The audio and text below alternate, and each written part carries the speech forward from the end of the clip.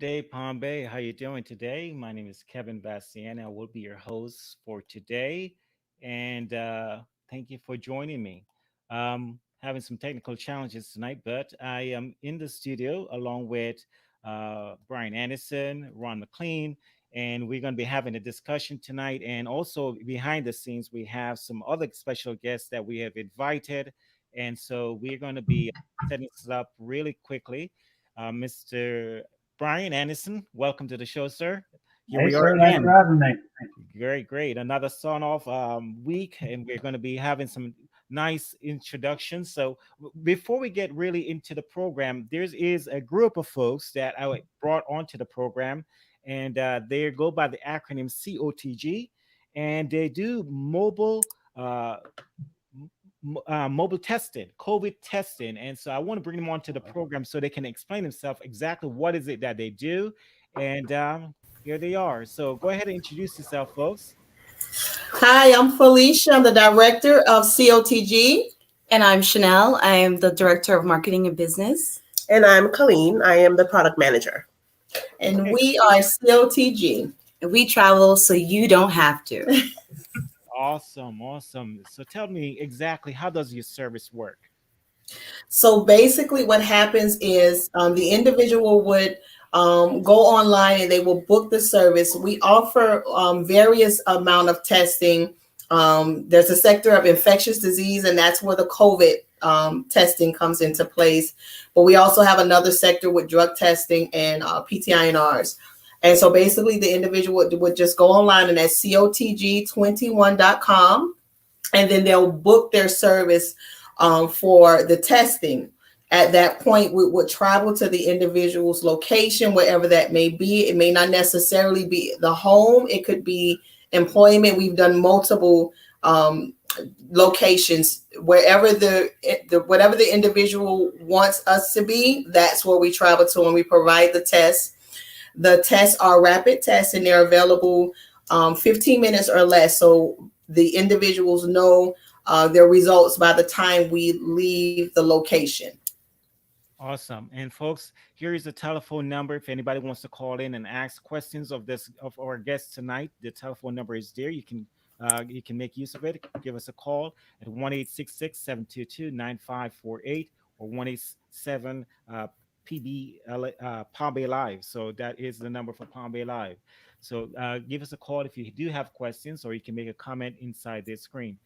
So the other day I see a story, interesting story, that you arrive at a home and the resident was in a particular situation. You want to talk about it? Absolutely. So some of the individuals that we're going out there are elderly or compromised clients. And so we got to this home, and this particular individual, without giving out a lot of information, taking into consideration HIPAA, but he was an elderly gentleman. He had predisposed conditions.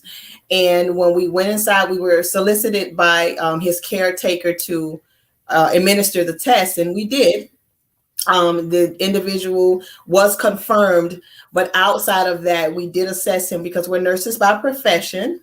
And we did do a set of vitals on him, and we noticed that he was in respiratory distress. His O2 saturations was 71%, and that's really low. You should be, with their age, in between 90 to 91%, and that's acceptable. But anytime you go below that number, you're clinically in respiratory distress. And so when we saw that his O2 saturations were that low, we then checked his vitals. He had an elevated temperature. He was like 99.4. And so we gave our recommendations, although we weren't solicited to do this interaction, this nursing assessment, because we're compassionate and we have a heart. We identified that he was in distress, and we called rescue, and we stayed there until the rescue team came. We were able to provide them a full report of what we assessed as the symptoms, in addition to his COVID status. And so he was actually triaged and taken to the emergency room, where he was actually admitted. And to be honest with you, Kevin, that's something that we're seeing regularly. That's not our first incident with our elderly population.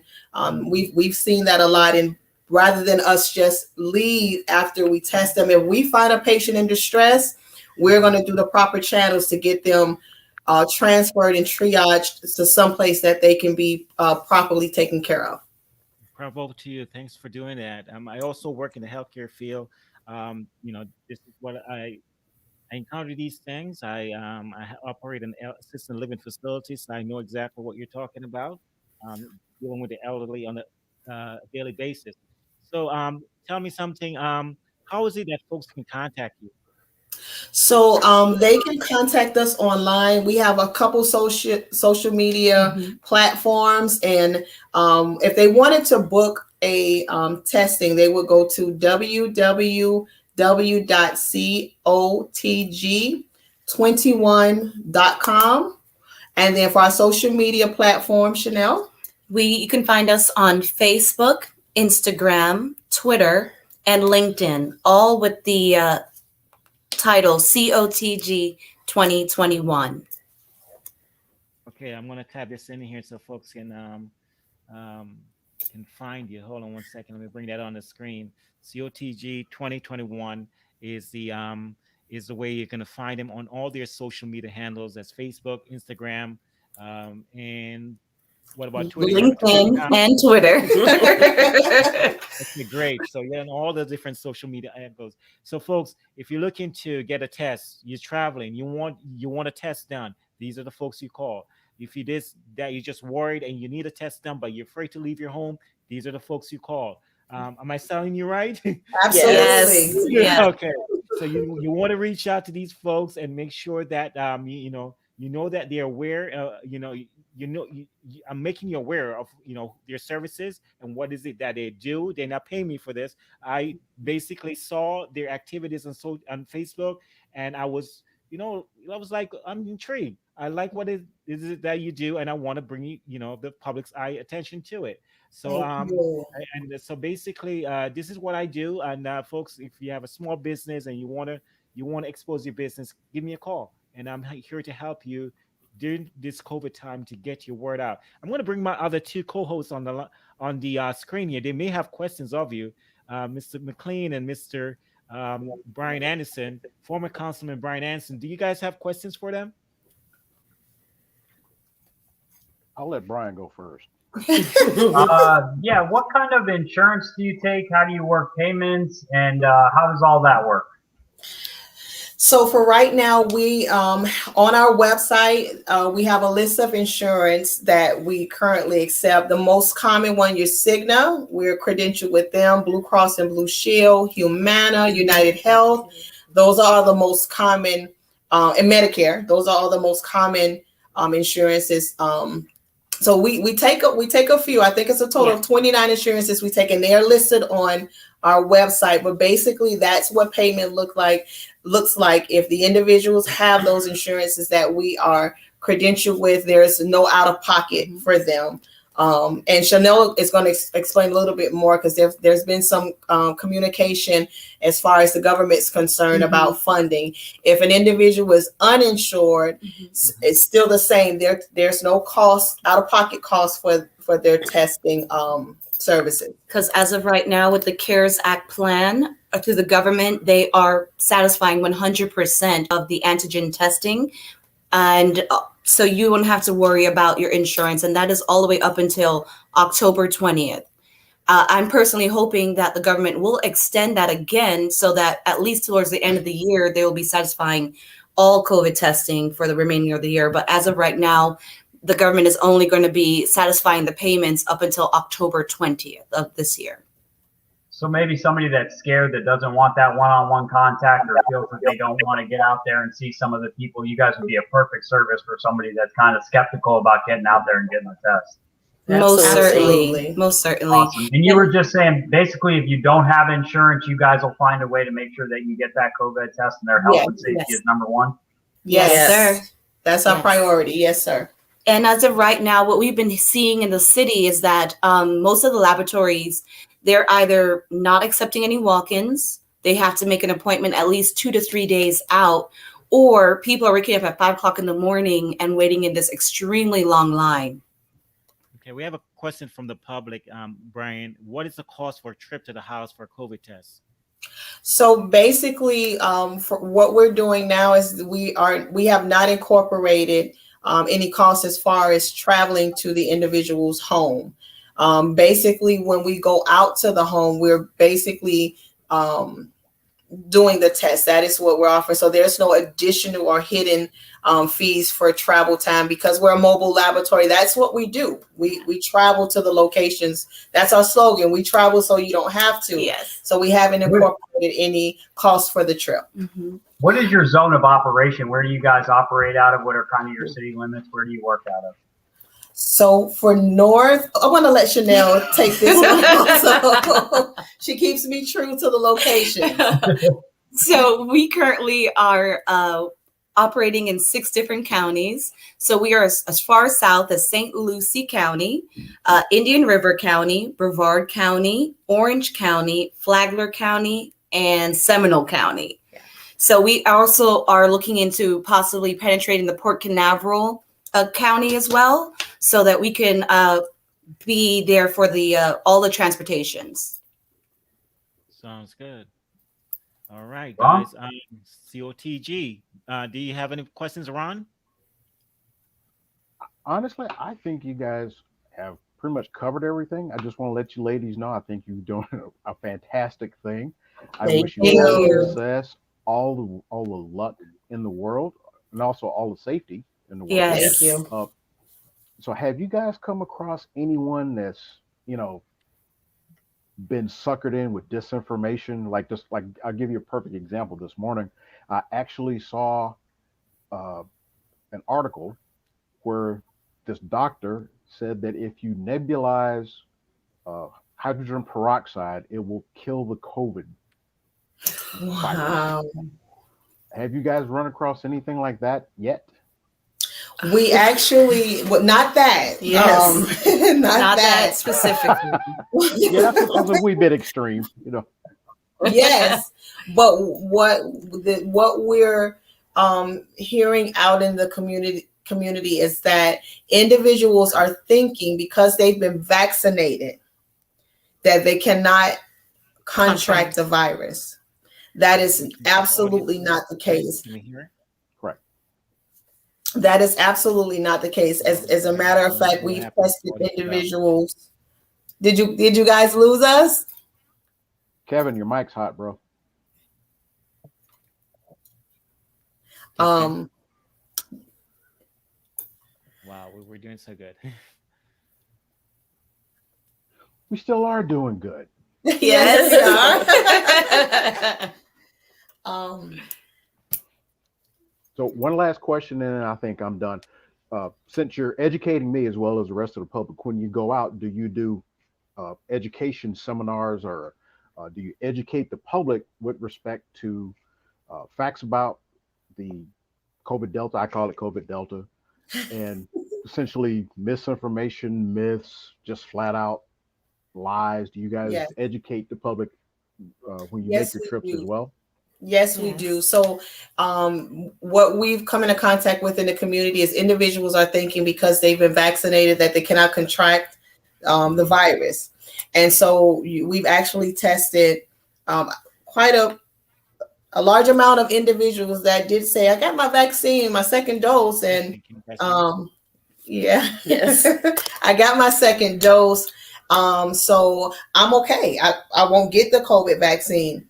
I won't get the COVID virus, and that's absolutely not the case. Yeah. So that's the most common myths that we're hearing, or that maybe individuals are hearing when they initially get the vaccine. Mm-hmm. Because if we think about it as individuals or one-on-one conversations, a lot of the time we're educated, but we sometimes process only what we hear, and so allowing us to interact with different communities, different walks of life, in different settings, we're able to get the word out there. We teach about, the symptoms they're new symptoms now that we're seeing with our clients. And it's taking more of a gastrointestinal type of response, where we would typically be looking for a runny nose, sore throat, That's not necessarily Right. the most common symptom. A lot of the individuals are having GI symptoms, so it's diarrhea, loss of appetite,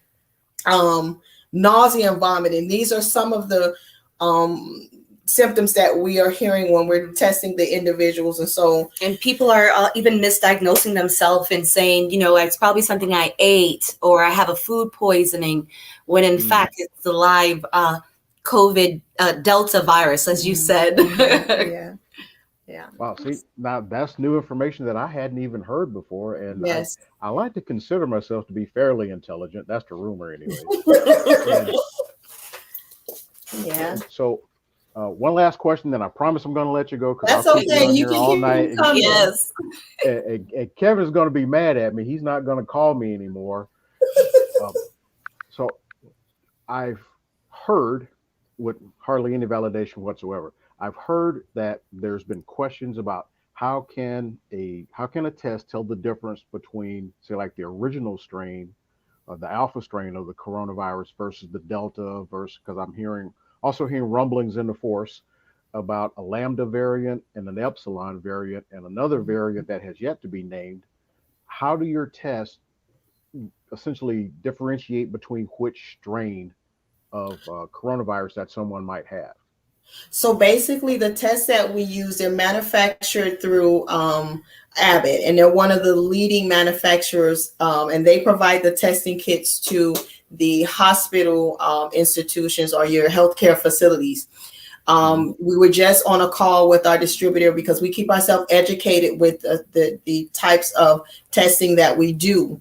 And so our test is going to basically tell the individual whether they're negative or positive. It's not going to isolate you're positive for the Delta strain or you're positive for the Lambda strain. It's not going to identify that.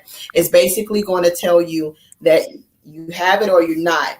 But I know that there's been a lot of talk that they're doing a lot more research where the testing is concerned. So I'm sure that's going to become available pretty quickly, especially with the virus mutating and taking different strains, the little twists and turns, as it's doing. But our tests that we offer are going to basically tell the individual whether they're positive or negative. Okay. Outstanding.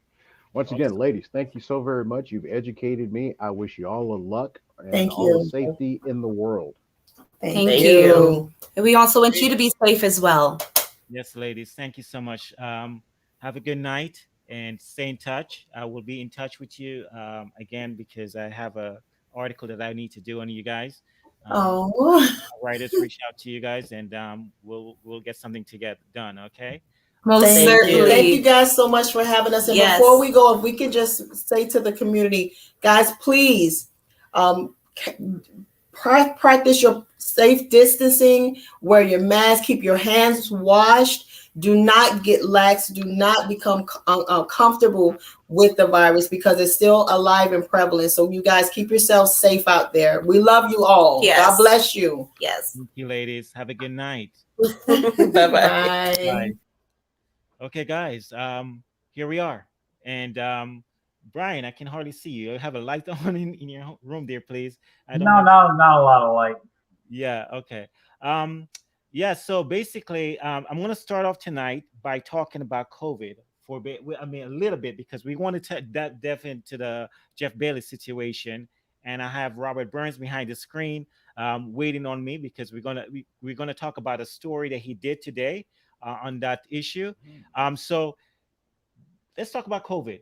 Brevard County is pretty much um, it's in a bad situation right now. What are you guys' thoughts on what's happening in the community as far as COVID is concerned? I see the numbers where we're at. It's not good. It's not looking good at all. It's very it's troubling. I had some video, but it's not readily available on the situation.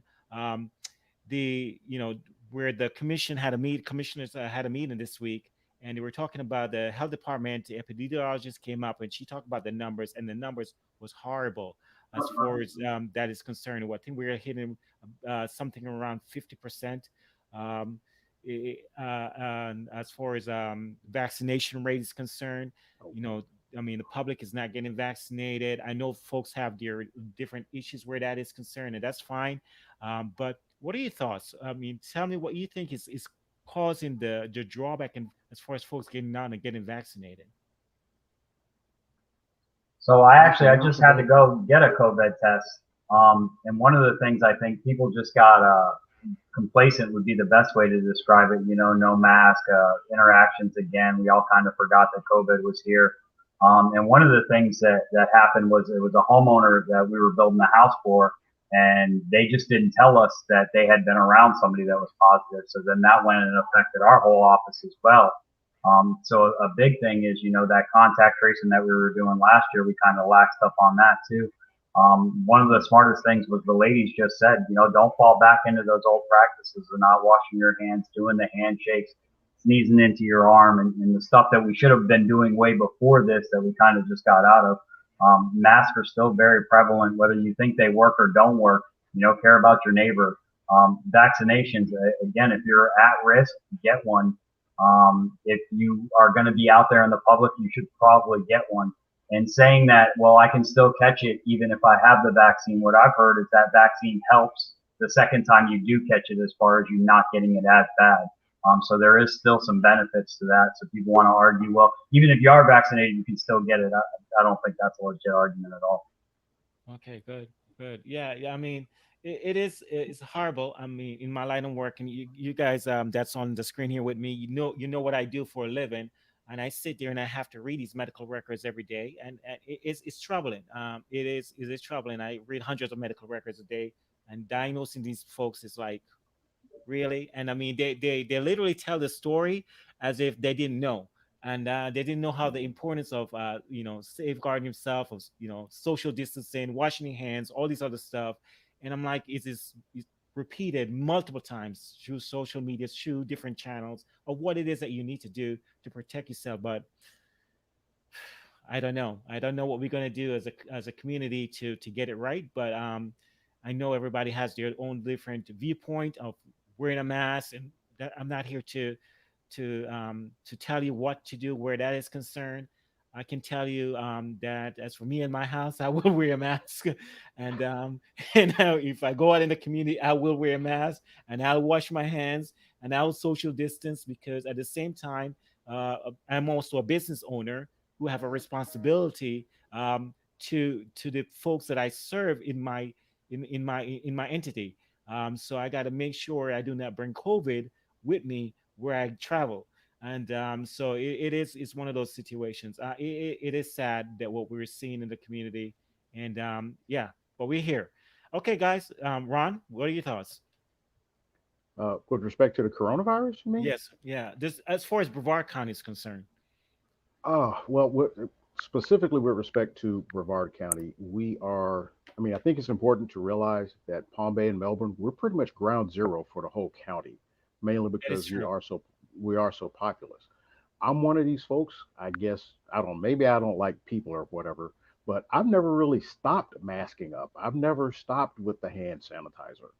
I think one of the things that, well, one of the things that I would like to see that I think would help us as a community be able to combat this is we need to take a longer term approach toward. In other words, let's stop using tactical solutions for a strategic problem.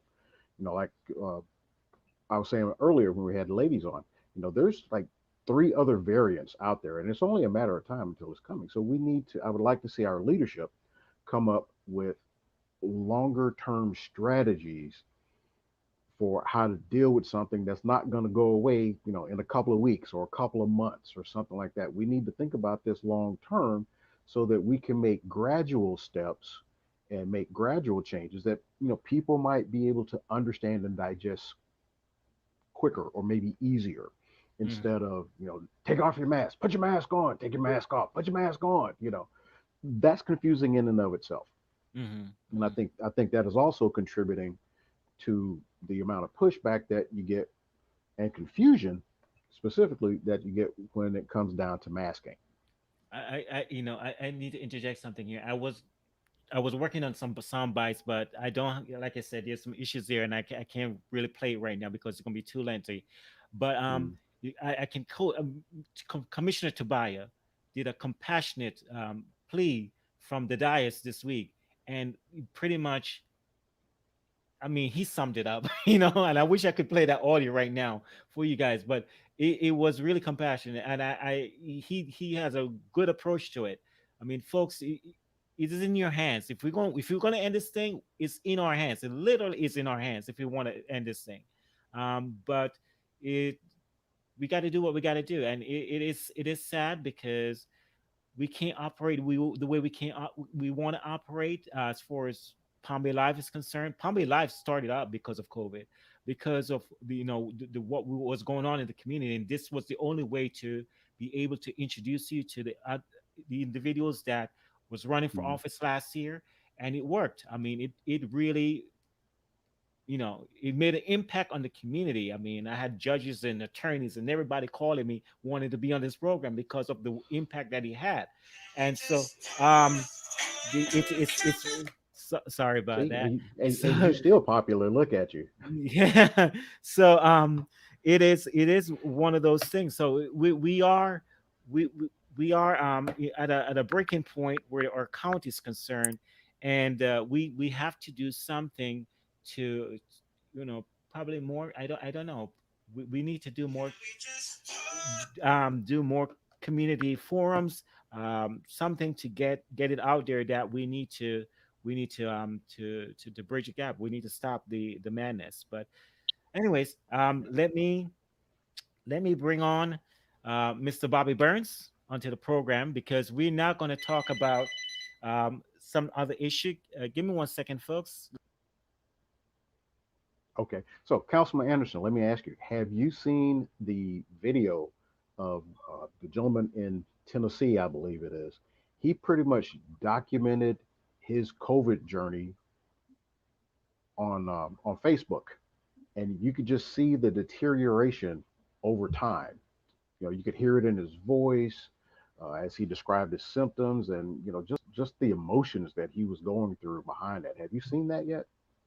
Well, I haven't seen that one, but I have seen a lot of videos of some very strong people, and to see the fact that some of them start very strong their first 3 days. I got it, and a week in, you see a very frail person that is begging for people to get vaccinated, begging for people Mm. to stay inside, begging for people to take this seriously.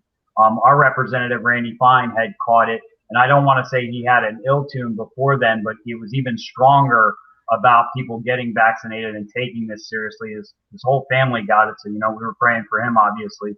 But I think once you get it, you see a different side of it. I myself haven't had it. I hope that I don't. My kids haven't, but I know how scary it can be. What we stop thinking about is like the amount of loss of life we had from this.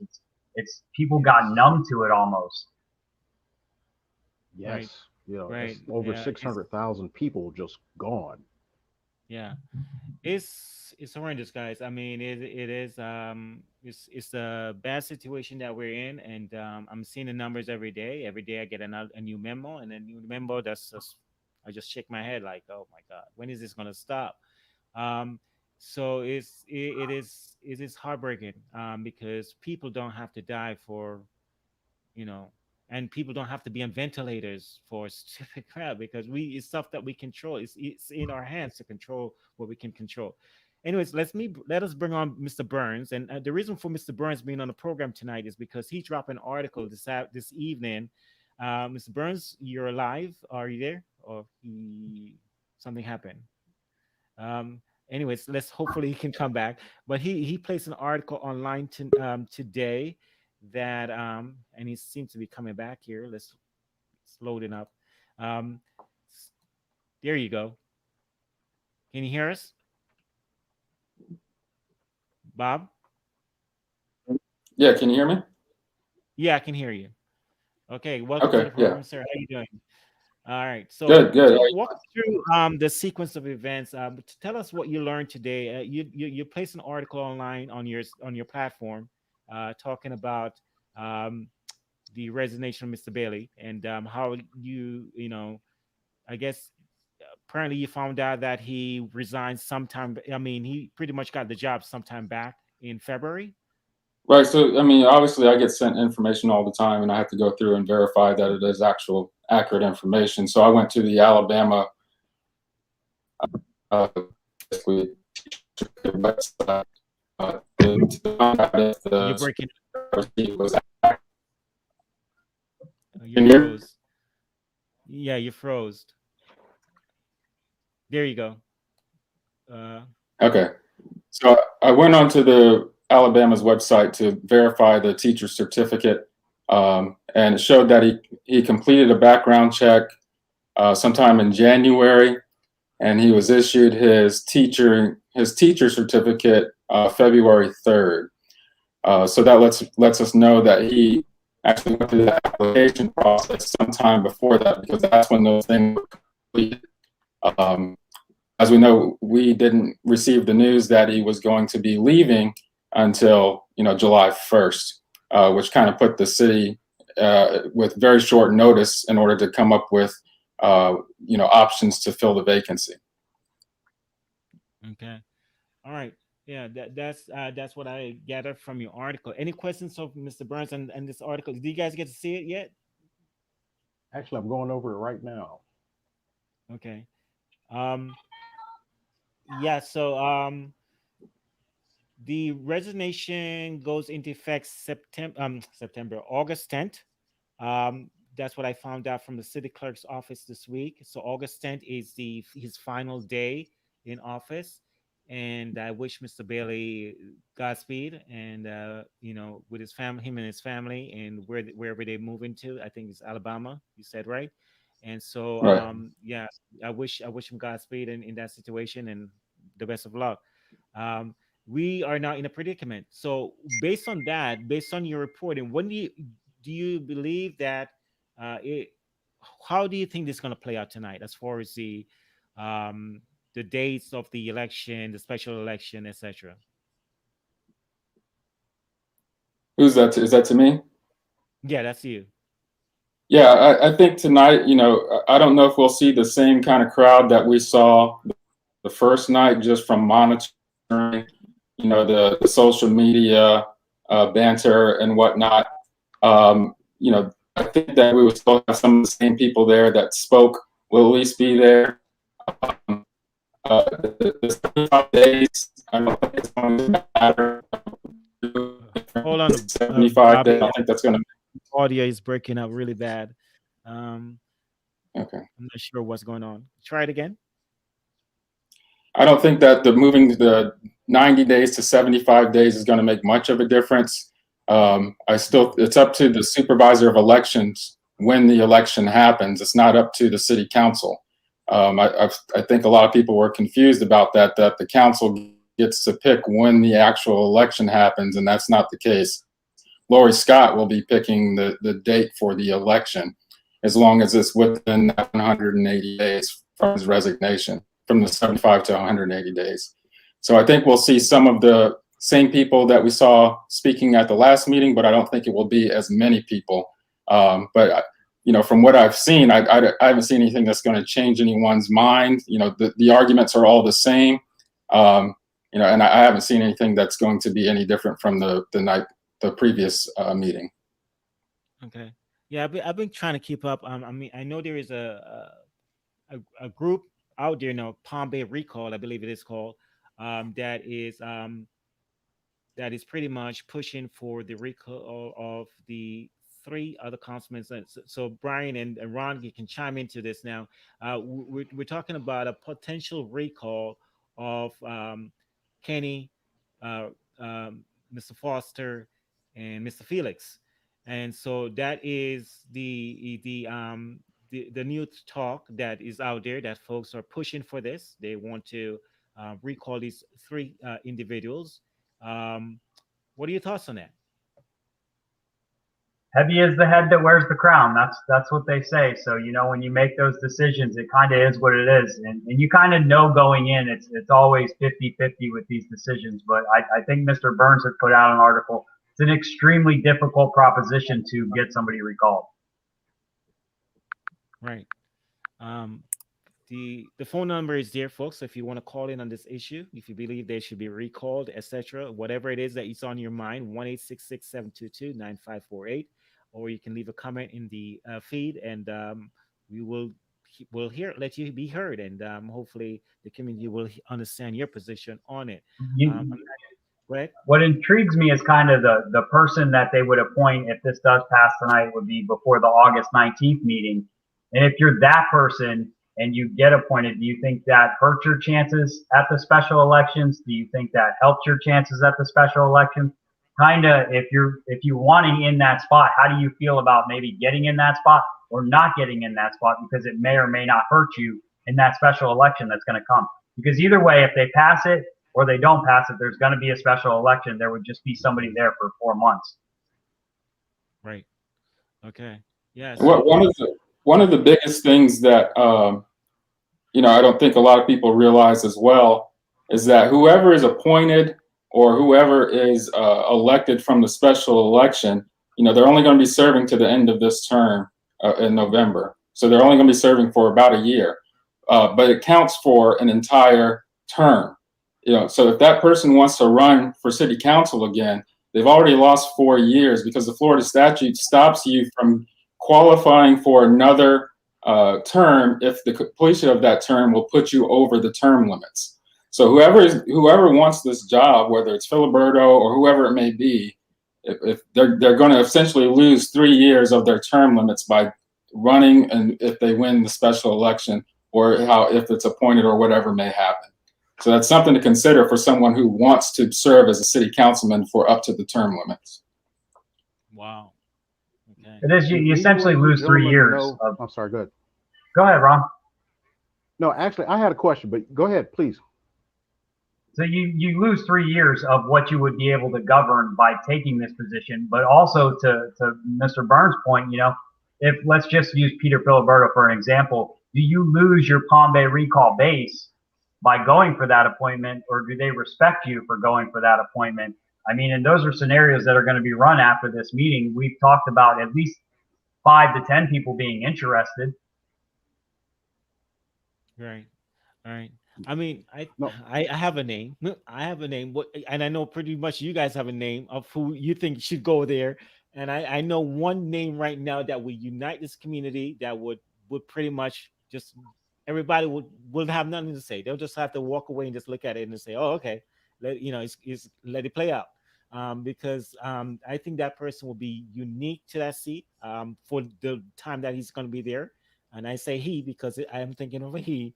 And I know that person. I know Brian know who I'm talking about, but I don't know if that person is going to be up for the challenge, because I know that person likes to be behind the dais, and I think the community knows who I'm dialing on, who I'm thinking about. And this person is actively, is always at the council meetings, and is always giving the council individuals a run for their money, because he is always well researched. He knows the topics that they're going to be discussing, and I know this individual will be good at it, and I know this individual will unite the community and put us back on a good footing where we need to be. Um, and then we'll have an election, and then we'll take it from there, and may the best person win from that. Then it so wouldn't be I a have a problem. question. Go ahead. Do either Councilman Anderson or Mr. Burns, do you guys actually know what the appointment process is? Have you heard or read or seen anything what the actual process for selecting an appointee? Do So you know what that is? yeah. So according to what they would read tonight, it would be pretty much the same as a BCRA member or a P&Z member, where you would get a ranking sheet, and the active council members, which I would assume would be 4 of them, would rank you 1 through whatever the number was. If there's 10 candidates, it'd be 1 through 10. Whoever gets the highest ranking would then be appointed. From what I was reading, it looked like before that August 19th meeting, that ranking would happen. I don't know if they would then take the seat at the August 19th meeting, or they would take one meeting after that. And here's where, and I'm glad that you explained that, because here is my sticking point, and Kevin knows this. Here's my sticking point. This is an unforced error by the city council. Had they simply explained what the process is, instead of letting folks' imagination run wild, thinking that, hey, these three individuals who also just happen to look like me get demonized and vilified, thinking that, oh, they're going to steal our rights. No, this is an unforced error. I think a clarifying statement, either by city manager, the city clerk, or Mayor Medina, would have squashed all of this vitriol, hate, angst, anger, fear, whatever the appropriate terminology may be. Again, this is an unforced error, considering all of the things that the city has been through, present company notwithstanding. We should have a city council that actively works to reinstill trust, not only in the city government, but in the processes that help run this city. And they failed. I agree with you, Ron, and I think that the and I don't want to point fingers individually, but I'll just say the council as a whole didn't do itself any favors at the last meeting by interjecting during public comment, which is a procedural issue as well. But it's not correcting the misinformation, and there's a lot of misinformation out there from just people posting memes or posting statements, and then it becomes fact. There was a point at one time people were saying that they were trying to appoint me, and I'm not even a resident of Palm Bay. Yeah, so it's and people believe that. So when I put the information out, I try to put it out as factual as possible, and I copy and pasted the charter, I copy and pasted the ordinance, I copy and pasted the Florida statutes, and people still argue with it, and they can read it word for word and still tell me it said it had to happen within 90 to 180 days, and people tell me no, it has to happen before 90 days. I'm like, are you reading, or can you not read? Like, I don't know. Like, so at some point, people are just going to believe what they want to believe anyway. But I don't think the council did itself any favors by letting that meeting get out of control to the point that it was, the last time.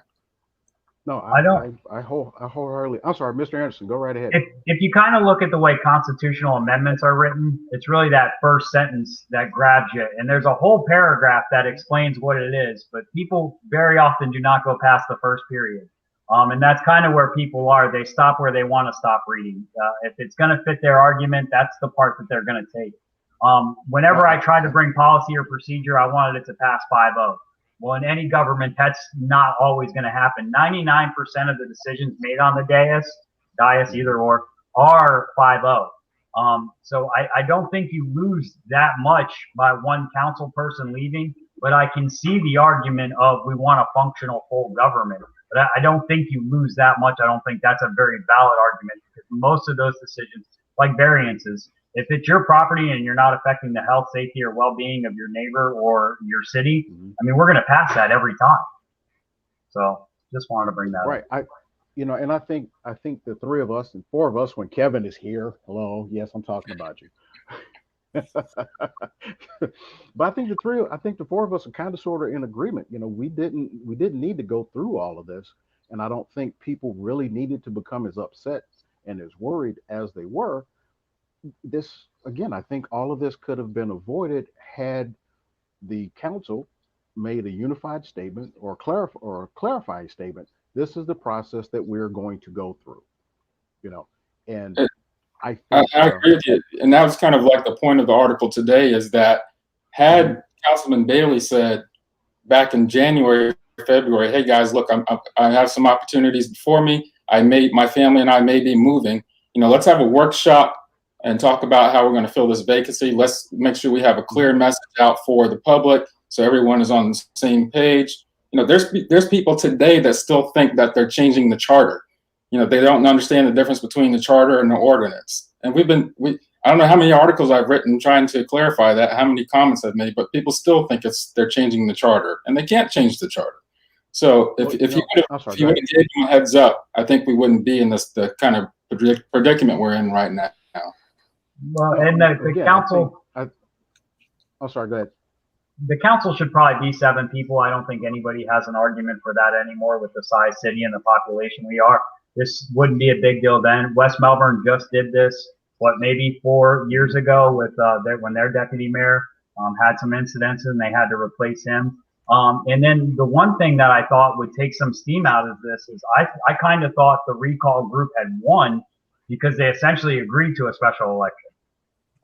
The decision was kind of made last meeting that, yeah, we will have a special election, but we're still going to have somebody in here for 4 months. Whether that person is a candidate in that special election is up to that candidate. But I thought they had kind of won, so I didn't know that there would be more arguments saying that they still stole the voice of the people, essentially, because they kind of won. So that's the part that was like, I'm not getting it, because we did get a special election. You asked for a special election, you're getting a special election. It's just that we're going to have somebody sitting in that seat for 4 months or whatever that time is. And I didn't understand the further argument of, oh, we need to do a recall and all this other stuff. I'm still trying to figure that part out. But and that your voice was heard. I think a logical train of thought. Let me rephrase it. I think the next logical follow-up question that people need to ask themselves is, who is this really benefiting? What is the benefit in having all of these upset people going through, the process, this arduous process that Councilman Anderson outlined, of recalling 3 individuals or trying to recall 3 individuals? Who's benefiting from that, and why? Why are we at each other's throats? Why are we in, this constant state of outrage? Who really benefits from that? And if the answer is not the city of Palm Bay, then I think we have a problem. Well, and to touch on that, Ron, what is the cost of the recall election? If your whole argument was the cost of the special election, you now have a cost of a recall election. And then, let's just put the elephant in the room out there. If your argument was, well, there's 3 Democrats up there, with a 4th Democrat, they can pass whatever they want. With 3 Democrats, they can pass whatever they want.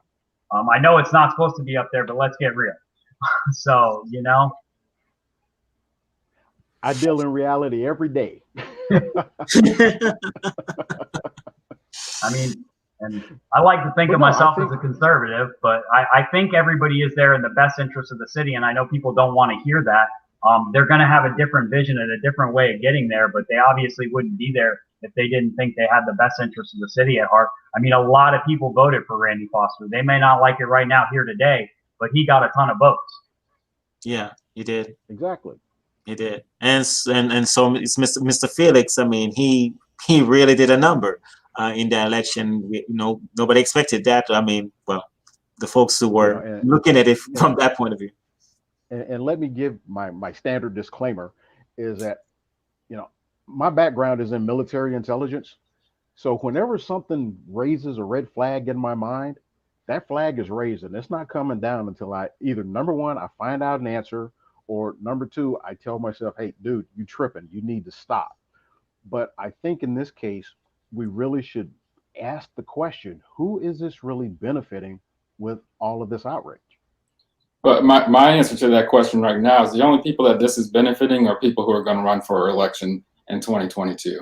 Because what you're seeing is some potential candidates getting up and they're making their statements, and some of them are misstatements. They're not based on the facts. But this is what's going to be used in 2022 in future campaigns about stealing people's votes or stealing people's rights, all kinds of nonsense. And that's the only people who's going to benefit. This isn't some coordinated thing by the 3 Democrats. They didn't call Bailey and say, hey, Bailey, we need you to resign because we want to appoint a 4. And he's like, okay, cool. Yeah, this Councilman Bailey, he's the root of this. This is happening because of him.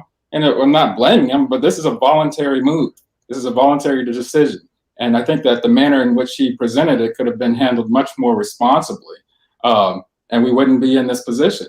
But this stems from Councilman Bailey. And then they're trying to figure out how to fill this seat and do it in the most efficient and timely way so that we can get on with the city's business. I know they keep saying that they're doing this so that they can bust the 3% cap. And all 3 of them, well, all 4 of them have gone on the record, including Medina, Foster, Johnson, Felix, saying they're not going to bust the cap, unless there's like Godzilla comes. So other than that, it's just another talking point to rile people up over nothing. Let me touch back on what you were saying. So what it does is it takes off of the issues of the city, which you should be running on. I mean, we're a city at $5 billion worth of taxable value. You're looking at in the next 5 to 20 years a $10 billion taxable value. I mean, these are things you would want your councilman focused on, not something that you can't do, which is steal the rights of the people. Because I assure you, if you legitimately stole the rights of the people, not only would the governor be down here, but you'd have some congressmen and senators down here at your meetings as well. So you're losing focus of the issues that the candidates really should be running on when they're just waving a red flag that's something you can't steal the vote. And they won the fact that they are having a special election. So now instead of hearing about how you're going to control taxes, and the 3% cap is a joke. We have fire engines breaking down and leaking oil, and we can't afford new fire engines, but we're going to put a 3% cap on a new budget when we have thousands of people coming into the city year over year. We have a bigger population now than we had 10 years ago. And we're going to limit this. We're going to limit our growth. We're going to limit our potential. We're going to limit what we can do with our police force, our fire force, and our public safety, public works, and our parks and rec. I mean, it just makes no sense whatsoever. And anybody that wants to justify that 3% cap just doesn't understand. No, they don't. You budget based on your needs, not some arbitrary number. And the funny thing, the ironic thing is all these people that were complaining about they're going to bust the 3% cap, not a single one of them was at the actual budget meeting that you just had, what the whole 3% is about. So they don't care enough about the budget to show up to the meeting, but they'll use that talking point that just means absolutely nothing, just to rile people up. It's you can't make it up. Yeah, I think that. Can I drop a bomb here? I'm sorry. Go right ahead. The thing is, and what upset me the most, and I don't try to push many things across social media, but I did some research along with other folks, and most of the folks who are riled up about this, because I'm in the media and my job is to do research, and so I research, and some of these folks haven't even voted. That's what's astounding to me. They have not seen a ballot box in years. And I'm going, how in the world you are bullying folks on social media, but yet you do not visit the polls. You do not make your voice heard at the polls. And that to me is astounding. And, and so folks, look around you. When you're talking on social media, some of these folks you're arguing with or you're talking with or you think is with you, they haven't really exercised their right to vote. What I fought for, what Ron fought for, what Robert fought for, because I was in the service, all three of us was in the service. This is stuff that we fought for to make sure you have the right to vote. And yet you are on social media debating every day, and yet you're not exercising that right. Go out and vote. I don't tell you who to vote for, what to vote for. I'm just saying vote and exercise that right. And I mean, it's just astounding to me that folks are using the social media as a bully platform, but yet not doing exactly what they're preaching. It's mind-boggling. But anyways, go ahead, Ron.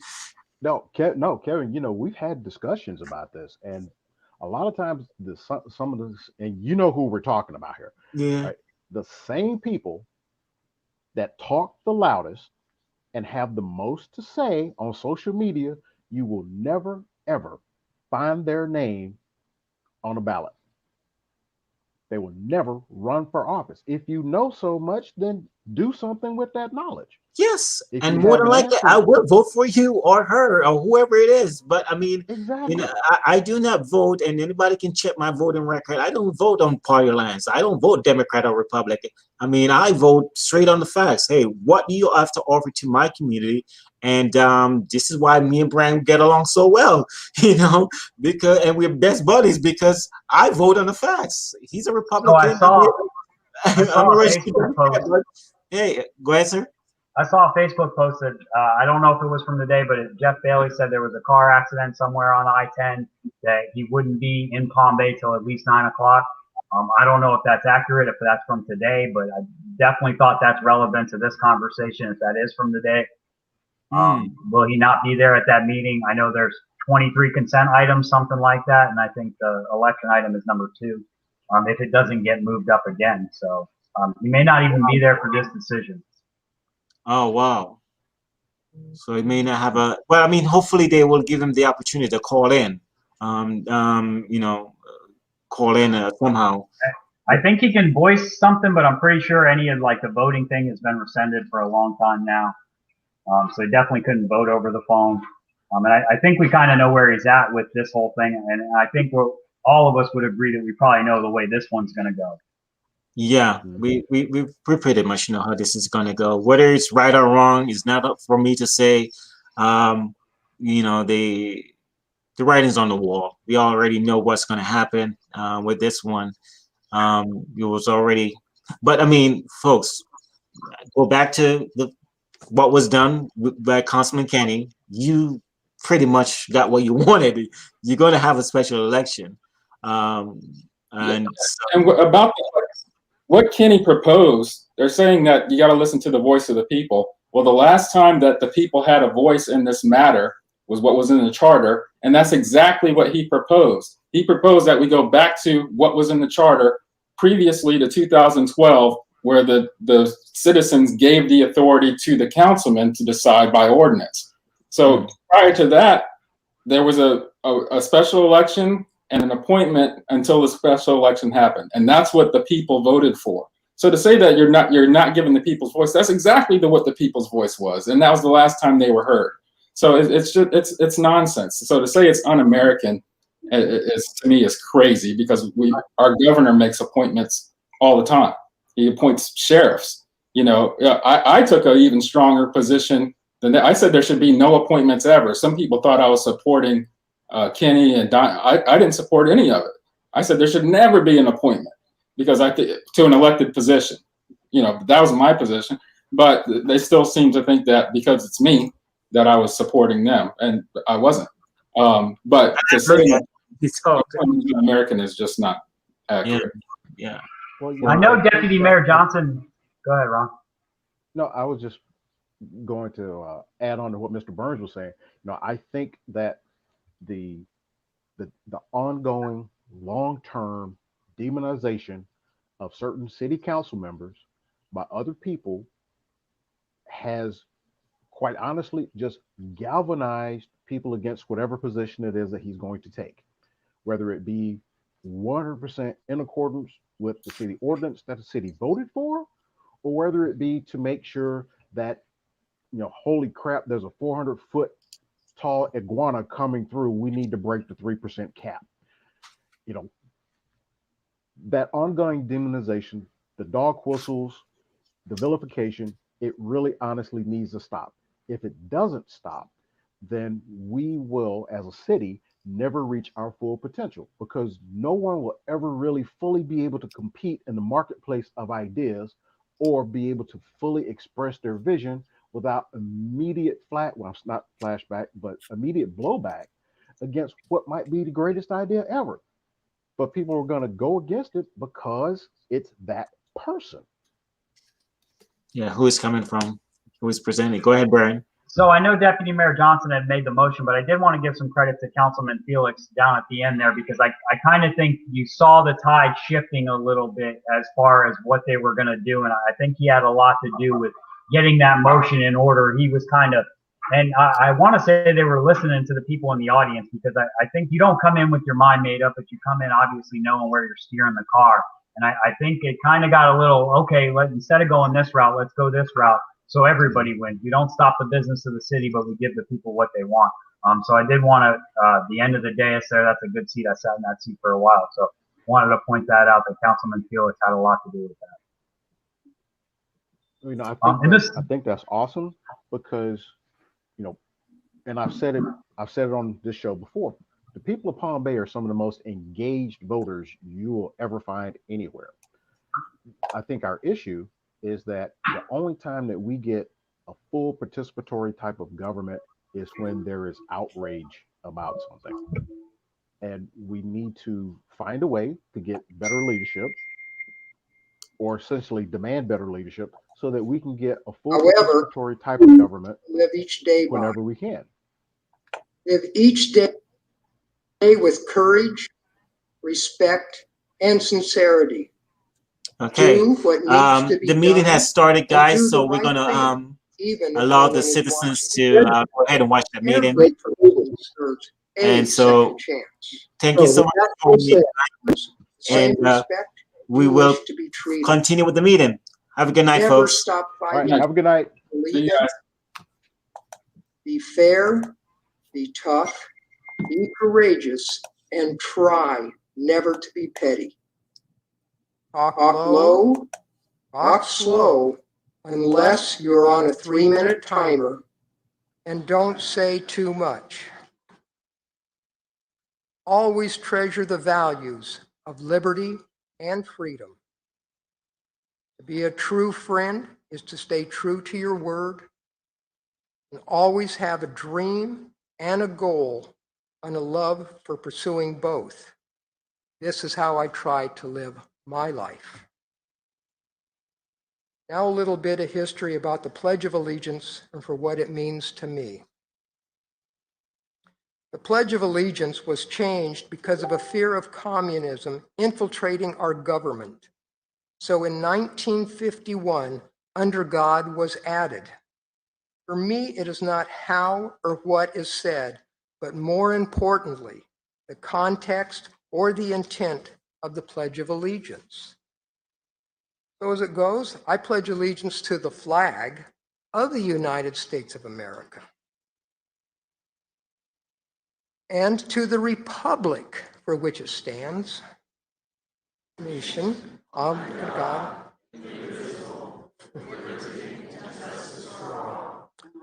I appreciate you repeating that with me, but I would have said the pledge wishes, but that's okay. I would like all of you for indulging me. That was very sweet and nice of all of you. Thank you very much. Remember, it's for the republic for which it stands. Thank you. Thank you, Master Chief. Madam Leffler, roll call. Mayor Medina, Present. Deputy Mayor Johnson, Here. Councilman Bailey,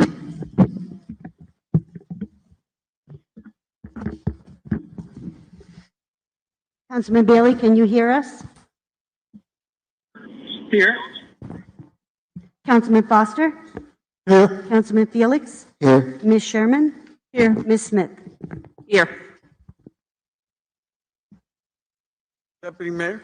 Yes, Mayor. We have one vacancy on the Business Improvement District Board, represents at-large member who owns a commercial property or operates a business within the district. Two vacancies on the Community Development Advisory Board, represents residential home builder, actively engaged in home building, employer within the city, for-profit provider, or not-for-profit provider positions. Two vacancies on the Youth Advisory Board, represents at-large student member positions. Anyone wishing to serve these boards can apply online at palmbayflorida.org or contact the city clerk's office at 321-952-3414. Thank you, Deputy Mayor. Madam Sherman. Thank you, Mayor. The following agenda revisions are ready for announcement. Number one, a revised legislative memorandum and amended purchase offer from Space Coast Marinas have been provided for item 6 under consent agenda. A revised legislative memorandum relating to the Information Technology Director salary has been provided for item 18 under consent agenda. And staff, as the applicant, is requesting a continuance of item 3 under public hearings to the September 2nd council meeting in order to revise the textual amendment of the Bayfront Mixed Use District based on council discussion during the July 1st council meeting. Thank you, Mayor. I need a motion for that. So moved. With a certain date for September, did you say? Yes, September 2nd. Okay, the motion should reflect that. All right, so moved. Second. Got a motion by Deputy Mayor Johnson, seconded by Councilman Felix. Any further discussion, council? Seeing none, I'm calling for a vote. All in favor? Aye. Any opposed? Passes unanimously. Madam Smith? No, sir. Mayor? Well, Mayor, I would like to make an agenda revision as well. Copy that. Mayor, I would like to make a motion to withdraw ordinance 2021-50. Motion to withdraw the second reading? I'll second that. Can I Carry on, Deputy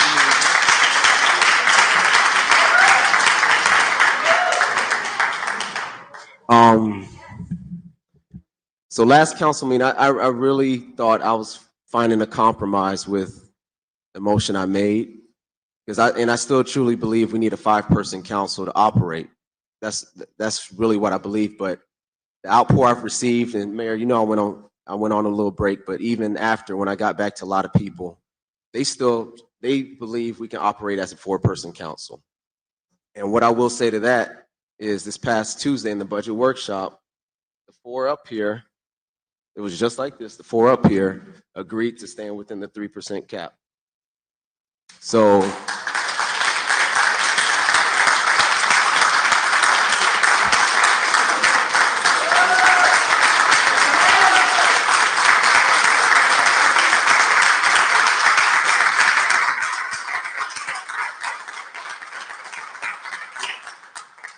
So with that being said, will there be challenges? Yes, I still believe there'll be challenges, but it's been made clear to me. So with that being said, that's why I made the motion to withdraw, Mayor. Well, Deputy Mayor Johnson, I've got to admire your position today, your time of reflection, and I wholeheartedly support that motion. I'm excited about it because it is given the right to the people, and I'm really excited about it.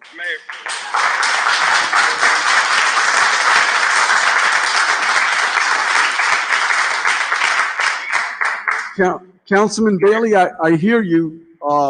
Would you like to make a comment at this time? Councilman Bailey, can you hear me? Yes, Mayor. Thank you. I wanted to quickly address the motion, as I heard it, was for a full withdrawal of the whole ordinance, as opposed to a withdrawal of the interim appointment provision. My recommendation is that we need to just remove that provision. There are other sections of that are not related to that portion of appointing somebody that should still pass, and namely one of those is the timeline on which the election happens, because as council received information today, there is about a $20,000 difference if it were to be held a little bit later. And so while it's less than 10% of the overall cost, it should still be done so that we can save those taxpayer dollars. So the withdrawal was, from my understanding, and I'll check with our city attorney, but the withdrawal was the entire ordinance that was placed. This was the second reading. It's withdrawing the entire ordinance. So I'm going to yield to our city attorney at this point. Yes, sir. I've talked with Deputy Mayor, and that certainly was his intent. There are other items that certainly need to be cleaned up and changed. And as I discussed with him, certainly I will bring those back so that our ordinances reflect the changes that were made in the charter. But was the intent that this would be withdrawn, it would stay the same as it is now, and the changes that need to be made, I will be bringing back at a later date. Is that clear, Councilman Bailey? I apologize. Ms. Smith, can you repeat like the last two sentences you stated there? The last idea? The ordinance would remain the same as far as the filling of a vacancy. There would be no changes to it. The changes that we legally need to make, I will bring back at a later date. So the intent would be to withdraw it, and nothing in the election code chapter would change at all. So let me just real quick, my main point, I understand that some of those things can wait. Is there any timeliness issue as far as changing the 90 to 75 day portion of the window for holding a special election?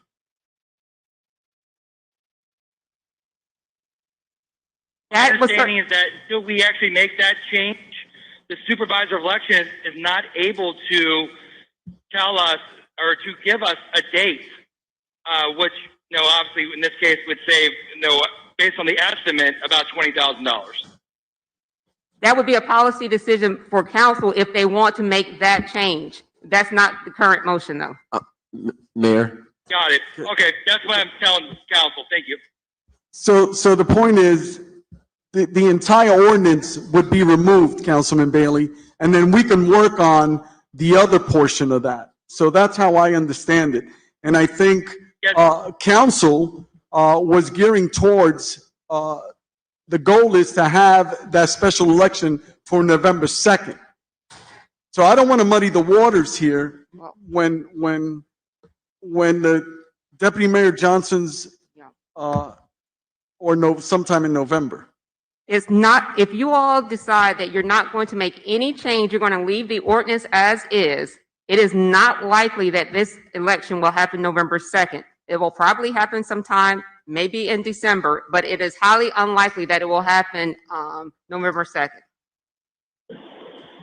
Because the current time frame that's in the ordinance will make it extend out. Essentially, it would be the supervisor election would be having to have the election the week after the election. Okay. The change that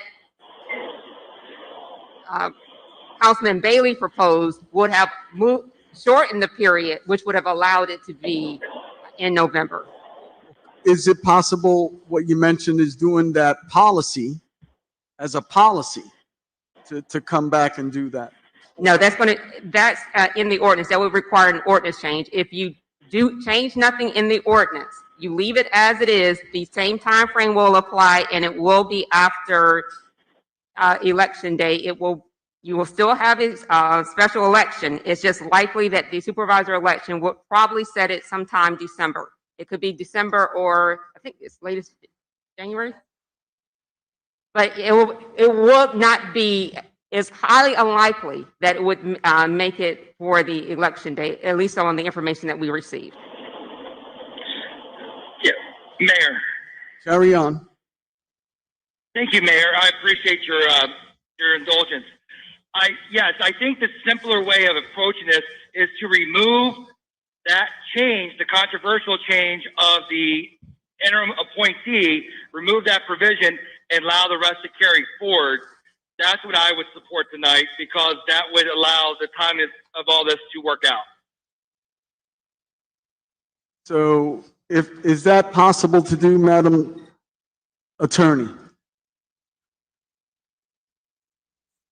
Certainly possible. Let me look and see if that's going to be a new first reading. Give me a second.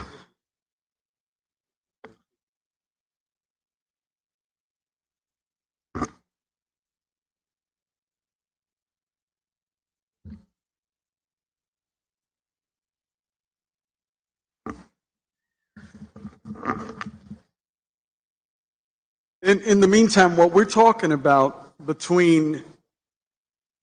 No, sir, you can do it. We can? You would make that change. So the only change that you would have in the filling of vacancies, a 50-50 mayor permanent vacancy changes the time frame. That's the only thing in the 50-50, so that would stand. The change in 50-55, you would make the change in subsection 2, which changes the time frame, but you would not add in the additional subsection A.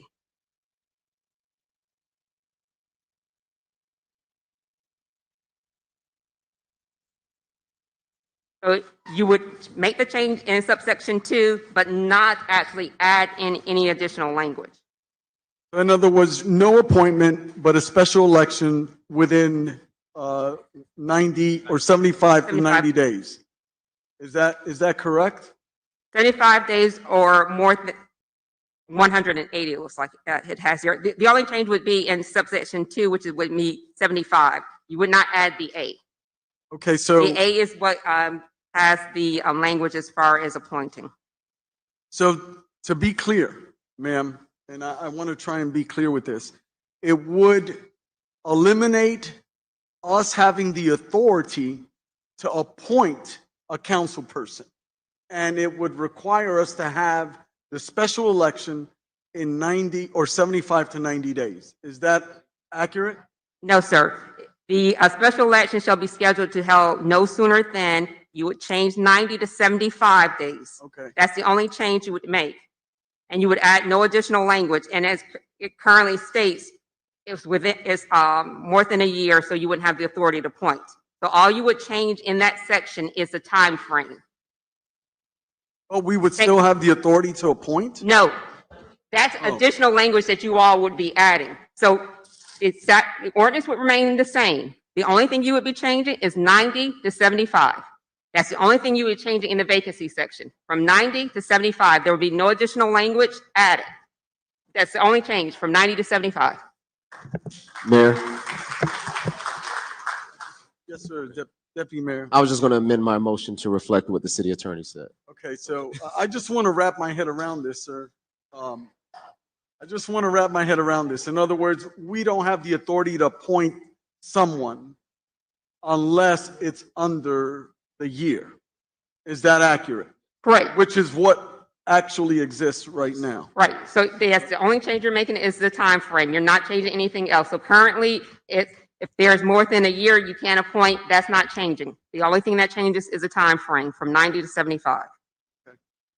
Thank you, ma'am. I really appreciate that. I think the value of us giving ourselves the authority to put someone up here was my concern. But carry on, you're amending your motions? I just amend my motion to reflect what the city attorney said. Oh, Deputy Mayor, if we're going to actually go forth with this ordinance, in that case, I would ask, instead of me coming back, to change this ordinance to Okay. to be consistent with law.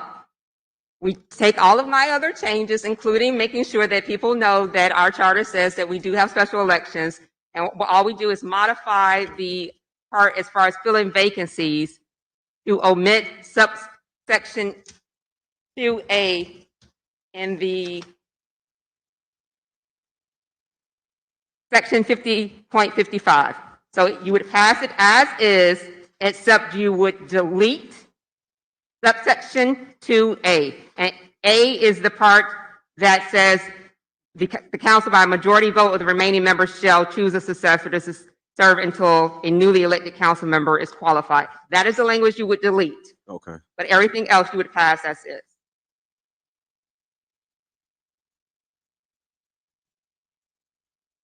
Yes. And although, being that you all are not withdrawing it, because you're withdrawing it, certainly would be something that is procedural, which you would do at the beginning. But if you're actually going to revise this motion, you're going to have to do it in the public hearing. We're going to have to bring, which of course, any public hearing. Agenda revisions, yeah. Yeah, you're going to have public comment. I mean, because essentially what you're going to do is change your motion once you have public comment, but you're not going to be able to vote on it until you have, you open it up to the public, you have public comments, and you can bring it back in. You all can change the actual text to approve it, subject to the elimination of subsection 2A and section 50.55. But you're going to have a public hearing first. A second.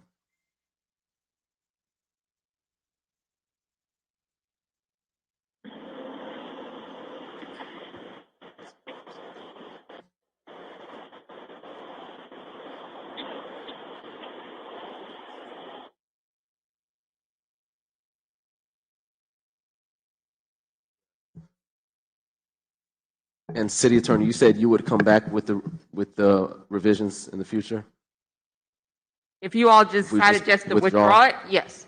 Okay, then I'll move as such with my original motion. Withdrawing it completely? Yeah.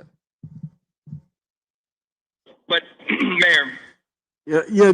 Now, Councilman Bailey, just to be clear, removing it, withdrawing it would be, we would still work as a four-man team for perhaps an additional 2 regular council meetings. That 2 to 3. So we would still have that special election, and maybe we could later on hone in on the 75 to 90-day rule. I just wanted to make that clear. Go ahead, Councilman Bailey. Yes, and I just want to make sure I understood. We're going back to a full withdrawal. Is that correct? Yes. Okay, now, and then make that clear to council and to the deputy mayor, because I think the deputy mayor was going down the path, which I agree with, which is we're going to take care of the appointment issue and no longer have that, while still making the adjustment to the timeline in such a way that we can save extra money on the special election that's pending, that will be coming. If we do not do that tonight, as Ms. Smith just said, then changing that provision in the future will likely mean that there will be no change, and that, that means that it will likely not be November 2nd that the supervisor election will be able to hold the election, because we are going to have to wait another meeting. The council, you guys will have to wait until another meeting to pass that, which is going to make it too tight of a timeline at that point. So it's just one of those nuances that I think could save, some money now. And all we're doing is removing that one provision, that one that is causing all the controversy. We're going to throw that one out and just do those basic things. And what we're saying is it would add 2 additional regular council meetings with a 4-man team on the dais and still expect a special election. And then you could go back and do that all over again. But the point being is a complete withdrawal would eliminate us having to labor this out, and we understand that this will increase the timeline, but it'll still have four men up on this dais until there's a special election. And that's the bottom line of the withdrawal, sir. And Mayor, Yeah, and Mayor, that's the same with removing that provision. That gives you the same thing. It would be a 4-man council, a 4-person council until a special election can be held. So both achieve that same goal, unless I misheard something that the city attorney said. Deputy Mayor? No, Mayor, I'm just clarifying policies. Procedurally, every council member should get an opportunity to speak before we go back and forth with the same council member. Because I know I have your support on this, but I want to hear from the other council members as well before we have a vote. So I appreciate that. Thank you, Councilman Bailey. We're going to move on to Councilman Felix. Thank you so much, Mayor. I appreciate the opportunity to speak. I'm a bit confused as to what's taking place. I understand Deputy Mayor is what he wants to achieve. I get it. Now, it's been 30 minutes. We're going back and forth. Cannot really clarify which direction we want to take. That's the confusing part. So, as it stands now, we intend to move forward, potentially losing the November 2nd special elections opportunity. Should we withdraw the agenda item completely tonight? We would miss that opportunity, which, to Councilman Bailey's point, that reduced the cost by 30, I believe 30 or 20 or $30,000. But aside from that, if that's the direction council wants, potentially, I believe the vote probably will be there tonight. But I will remain, I believe, moving forward with a 4-council member, putting the city in a very bad position. I said that because I have been speaking with quite a few people that looking to invest in our city, developers, that's not a good idea. None of them would agree this is a good idea. There's a reason why it's a 5-member council. Whether it's 3 months or 4 months, I think council should always remain five people. And that's where I still stand. If I may want to take the opportunity to say a few things. November 23rd, I took off to serve. Certainly didn't have to do this. I've been very blessed, many ways, many ways. I have a heart for service. I love to serve, and I have been all my life as a teenager. All my adult life, I've been serving. To see the rhetorics, the narrative that's been spreading through social media in our local community, it's disheartening. I'm very sad, and I think Palm is much better than that. Regardless of the decision that's being made tonight, I truly believe people that took oath to serve you, I'm talking for myself, and I honestly believe for the rest of council as well, these are men of integrity that serve, that willing to serve, that serve their country, many of them.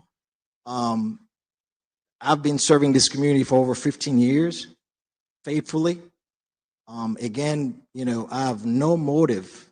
I have no other reason but to serve, honest, with integrity. It really makes me sad, some of the things that's been spreading on social media, the names we've been called, and it's a lot of it. The sad reality is a lot of it is due to misinformation. People are not informed. People that sit in that very seat. The last meeting we had, I've seen people after we vote, people are still looking like very confused. People are not informed or nor seek for clarity. And I have members in this, currently sitting in here that personally call me. We had a conversation, and their reaction is like, "Oh my God, I didn't quite see it like that and understand it this way." But again, regardless what take place tonight, I want to let you know this man and my faith, my values. I took oath to serve you, and I will continue to do it with integrity for the rest of my. I'm not looking for a lot of it is politically motivated. That's what took place last meeting. And I feel it's been continued here tonight. But regardless, I'm not looking for no political career and nor to get anything out of this, but to serve you. A little level of respect would be great, would be greatly appreciated. Treat people that, vow to serve you with a little bit of respect. I yield the rest of my time, Mayor. Thank you. Thank you, Councilman Felix. Councilman Foster. Thank you, Mayor. Now I heard the discussion back and forth. I listened very well. What Councilman Bailey was saying about saving $20,000. Last week we had a budget workshop, and I asked the question: was this budgeted? We budget for a special election. We didn't budget for a special election. That's the answer I got. So now we're going to have a $253,000 bill. And by moving it to November, if the supervisor election, we don't have control of election dates. Palm Bay doesn't. That's not in our wheelhouse. That's in the supervisor election. That's her duties, Lori Scott. And she has a different dynamic to get this done, and it costs money. And that's one reason I made the motion to just have an appointment. That's one of the reasons. The second reason was there's other cities that's what they do. They appoint. The council appoint someone to serve when a vacancy occurred. The state attorney general gives council the authority to appoint. Our governor has took it upon himself to appoint at the county level. The state governor can appoint your county commissioner if John Tobias or Christina Zonka vacate, he could make an appointment without no special election. Okay? So appointing someone is not unusual. It's just done across this country. And I understand people want to vote for the person that sits in the seat. I get that. But it's going to cost us a lot of money, money that we didn't budget for. We didn't budget for this money. So to call me names of being un-American or thug or whatever, you really don't know what you're talking about. You don't know who I am. Because I 100% support people's civil rights, voting rights, and things of that nature. But when it comes to making a decision, a steward of your taxpayer, I need to be smart about it. I need to think about this. A special election is going to appoint someone for 10 months, the most, and then you're going to have to come back in November 22 to vote again. Okay? I'm not running. I have no dog in the fight. So my thing is, if we're going to, Mayor, if we're going to change the ordinance, do away, not vote on this second reading, we need to go back to the original ordinance that was passed in 2012. That is, appoint if it's less than a year, or have a special election if it's more. And that's where I stand at it, because I compromised and voted for the first reading. But at this point, I don't see me compromising. If we go back to the original ordinance back in 2012, I would support that. Other than that, I can't support anything else. Thank you. Now, I seconded, there's a few things I'd like to share, being that I second the motion to completely withdraw. And I think you hit the nail right on the head, Councilman Foster, because when we all took, everyone on this dais, when we all stood out there and we raised our hand, we took our oath to protect and defend not only the Constitution of the United States, the state, but also the ordinance that exists today. That ordinance that exists today is exactly what you're saying. If it's over a year, then we have a special election. If it's under a year, then we have the authority to appoint. What occurred is there's a communication where we wanted to give ourselves the authority to appoint when that's not what we raised our hand. So that is what I meant, and that's what I'll continue to say. Is not right for us to give ourselves the authority to do something other than what we raised our right hand for. So that being said, the withdrawal of that is exactly what you're referring to, Councilman Foster, is going back to that ordinance that currently exists. Councilman Felix. Mayor, with all due respect, I just want to make a mention, something you said as to us giving ourselves the authority to make changes to the ordinance. That's incorrect. Let me say why. When an item leaves the charter we cannot change. We raise our hand to follow the charter and respect alongside the Constitution. But the ordinance council at any given time can pull an ordinance and make changes to it. So with that said, this is we operating within all authority, making amendment to that ordinance. Now we may agree not to move forward to make that change if my majority of council decides not to. But for you to say it like that, it's not quite right. That's within our right as a body to change at any given time, change an ordinance. Charter, we cannot do. It has to go to the voters. They vote on it, which that's what took place in 2012. They moved it from the charter to the code of ordinance. Ordinance at any given time, any ordinance, it's within our authority to make changes. Yeah, and I just wanted to clarify. yeah, and I would agree with you on that we do have that authority to change the ordinance, Councilman Felix. At the same time, if we have that ability to change the ordinance and it doesn't affect this council, but it affects our next council, but what we're doing, in my opinion, is we're changing the ordinance, changing the game because of the situation. So that's where I'm coming from with that. But you're absolutely right. We're within, as a body, we're within our right to change ordinances. It's just that the timing's not right. Now, if the motion would have been to bring this forward in the future, then that's a different story. And I wholeheartedly agree. If it doesn't affect us at this given time. So I just wanted to clarify my stance as well. Councilman Foster.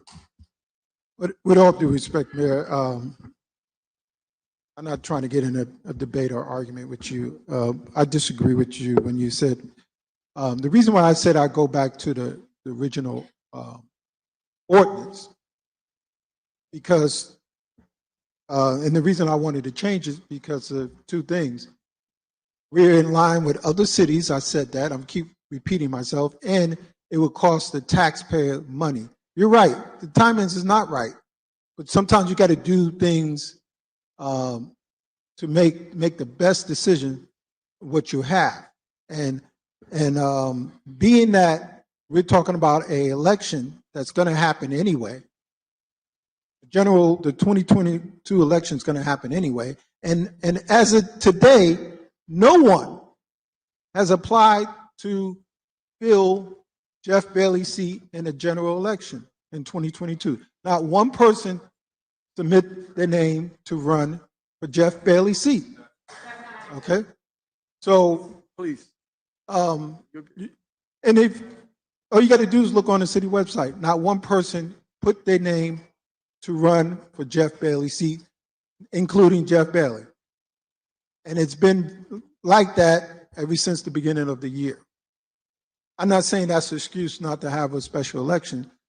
Not to have a special election is we're not in line with other cities, and it's going to cost the taxpayers of Palm Bay the most expensive election in Palm Bay history. $253,000 is more than all these salaries combined of the city council together. Okay, and then we're going to turn around and pay for the general election and the primary. And $253,000 or $230,000 doesn't matter November 2nd or December 15th. We could do a lot. We could buy 5 police cars. We could hire staff. We could do a lot of things with that money instead of putting somebody on a council for 10 months. And the decision that we make up here is not partisan. No partisan decision. It may be a different opinion. So, once again, I will support the original motion. I'm compromising again because my motion was just to appoint, Mayor. But I will go back and withdraw this motion. If the deputy mayor wants to withdraw it, I'll vote for it. But no changes to the original ordinance that was passed in 2012. So I just wanted to, and I know that we're still on the agenda revisions. We haven't even gone into consent, Deputy Mayor Johnson. But I will say there's a lot of discussion on procedures here.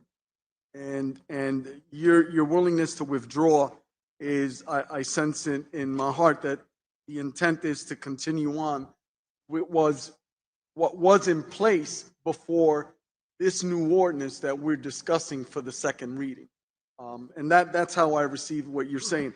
What I will say is that when we did have our budget workshop, we did work together. And we did acknowledge that although we can't foresee that we're going to one of us is going to resign. We can't foresee one of us is going to get sick on the dais, right? So of course you can't budget that. But I want to remind council that in option one, we do have some finances there that we could use towards that special election, and that's what staff brought to us at the budget hearing. So I wanted to share that. I know that there's a motion to withdraw, and there's a second. And so since we're still on there, I wanted to go ahead. You made the original. Yes, and I'm still standing to it. I'm still standing to my withdrawal. But I hear the rest of council, and that's where when we've done it before on other items that we were a little confused on or wanted some more input. Councilman Foster, I'm fine with doing a workshop. I think right now we need to withdraw it, but in the future, whether it's a month, 2 months, or after the special election, whenever, before or after, I'm fine to do a workshop to look at, what you're saying in regards to before 2012, or if we need to put it up back on the charter review in 2022, I'm fine with that as well. So I do want to make that clear. Yes. Councilman Foster. Thank you, Mayor. I just want to address the Deputy Mayor. I want to end this controversy. I think we need to bring it to the charter review and let the voters decide how a vacancy wants to occur. Because we could workshop it and then we'll be back here again. They decided in 2012 to make an ordinance. Maybe they didn't want to change it. I don't know. But it should be in the charter review and bring it to the voters. Councilman Bailey, any closing remarks before we take a vote on the withdrawal?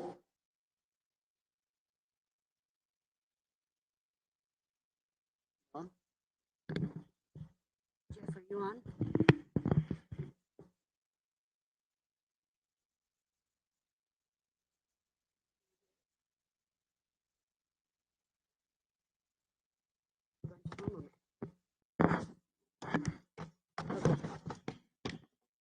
Go ahead, Jeff. Thank you, Mayor.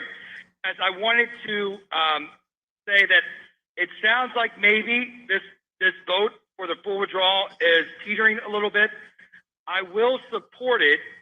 I will support the full withdrawal. I will just reiterate that what Councilman Felix stated earlier is what summed up what I was saying, which is losing the opportunity to change that one provision as far as the date, which could save us some of the special election costs. So I still think that's important, but if all else fails, I'd rather support a full withdrawal than moving forward the way it is. Understood. So we have a motion and we have a second. Any additional discussion?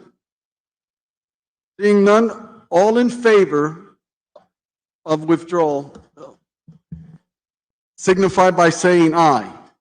Aye. May I have a roll call, please? Deputy Mayor Johnson? Aye. Councilman Bailey? Aye. Councilman Foster? Councilman Felix? Nay. Mayor Medina? Aye. Motion passes 4-1. Item has been withdrawn. So we're moving on to consent, Deputy Mayor. Items 4, 6, 15, 18, and 19. 4, 6, 8, 4, 6, 15, 18, and 19.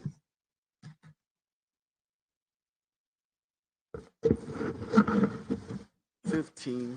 4, 6, 15, And 19. 18, Oh, 18 too? and 19.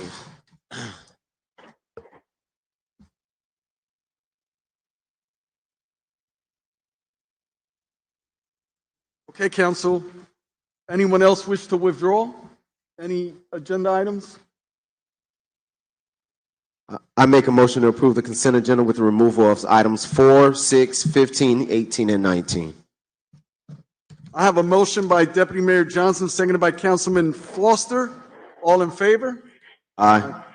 Any opposed? Mayor, Yes, Councilman. I apologize for the delayed response there, Mayor. I want to make sure, was the marina property pulled? Oh, Yes. We're already. Yeah. Yeah, that was item 6. Yes, it was pulled. Thank you. All in favor? Aye. Aye. Any opposed? Aye. Passes unanimously. We're on item 4 and speaker cards. Item 4, consent, or We think I have is the next item, which is item number 6. okay, So I'll copy go ahead. that. All right. Okay. So item 4, Mr. Bill Batten.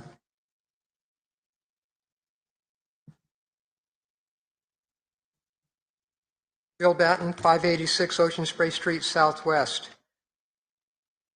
When I was going through this building E format, originally I kept hearing $2 million. It wasn't until a budget workshop that I realized that the actual cost of this building was $10 million. And so that's when because I've been trying to pay attention for a long time. That was the first I heard of it until a budget workshop.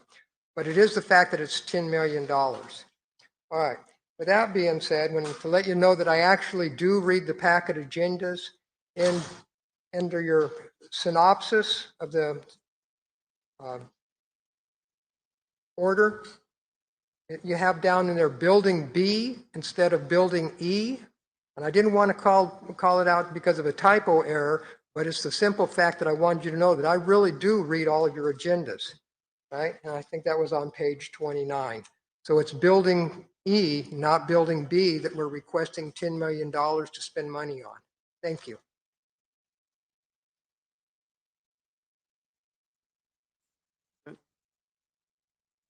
Madam Sherman? Apologies for the typo, Mayor. Need a motion, council. I make a motion to approve the contract for building E in the total of $543,750. Got a motion by Deputy Mayor Johnson. Second. I got a second by Councilman Felix. Any further discussion, council? Hearing none, all in favor? Aye. Aye. Councilman Bailey, you still on?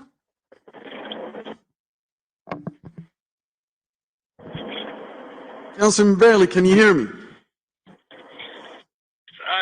Barely. I wasn't sure if you recognized me. I voted aye. Okay, copy that. Passes unanimously. Before we move forward, Deputy Mayor Johnson, I just wanted to let the public know that the ordinance that we were going to discuss was withdrawn by this council. Just wanted to let everyone know. So, thank you. Item 6. Bill Batten. Mayor, if I may. Yes, ma'am. Resolution 2021-38, a resolution of the City of Palm Bay, Brevard County, Florida, selling and conveying property as recorded in OR Book 3529, page 3067, OR Book 6469, page 1274, and OR Book 6367, page 2814 of the Public Records of Brevard County, Florida, providing for an effective date. Deputy Mayor. Bill Batten, 586 Ocean Spray Street Southwest. The reason I pulled this one from consent agenda was no place in the agenda packet did it actually have the cost of what we're getting ready to spend. And so I just thought that because it was under consent, I thought the public should know that what the actual cost was, but because of the BCRA last vote, which was just a few minutes prior, I now know that it was it 1.7 million or was it 1.8 million? 1.7. 1.7 million, which is less than what the property appraised value of 2.3 million was. So I just wanted to let the citizens realize that because none of those figures were in the packet. Thank you. You. Anyone else? Council, I need a motion. Motion to approve the adoption of the resolution conveying city and CRA-owned surplus real estate located at 4220 Dixie Highway Northeast, 2932 and 2920 Popsill Avenue Northeast to buyers Space Coast Marinas LLC, authorized to the city to vacate approximately 11,197 square feet of right-of-way along Maplewood Drive from Turkey Creek north to Popsill Avenue Northeast, and authorize the city manager to execute the closing documents with the price tag of $1.7 million. Second. Got a motion by Deputy Mayor Johnson, seconded by Councilman Foster. Any discussion?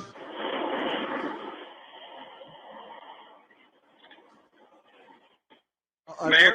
Yes, I'm trying to give you a delay.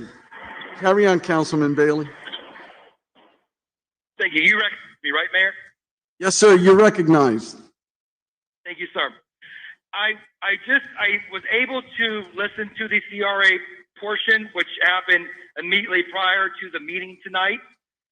Whenever I listened to the discussion there, I heard discrepancies that I believe should be straightened out, and that council was under the impression that some of the mitigating factors that were claimed to be discovered during the due diligence period were actually acknowledged and were provided to the developer prior to their letter of intent sent to the city of Palm Bay.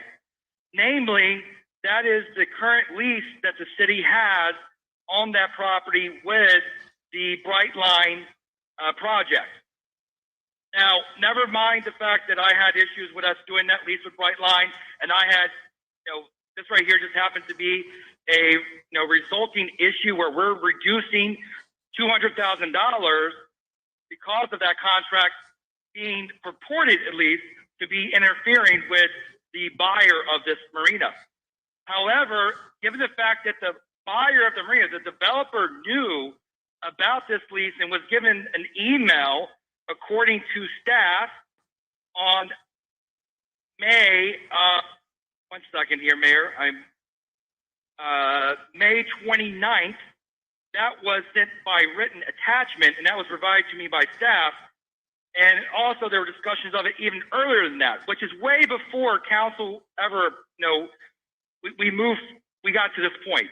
And so I just don't think that that's a legitimate reason to reduce our price when we had somebody else at the table that was very split. Council was very split between two good projects.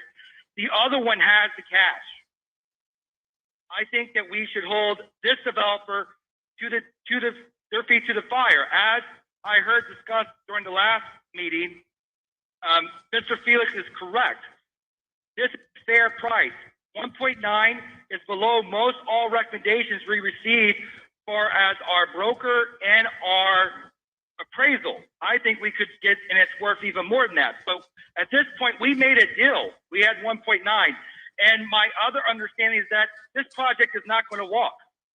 Project is not going to walk at 1.9. And if it does, we have another project out there that could be explored. So I would not go below that 1.9. That is essentially a $200,000 giveaway to the developer when the developer has already self-admitted that he has overpaid on surrounding parcels by, I think one of them was $150,000.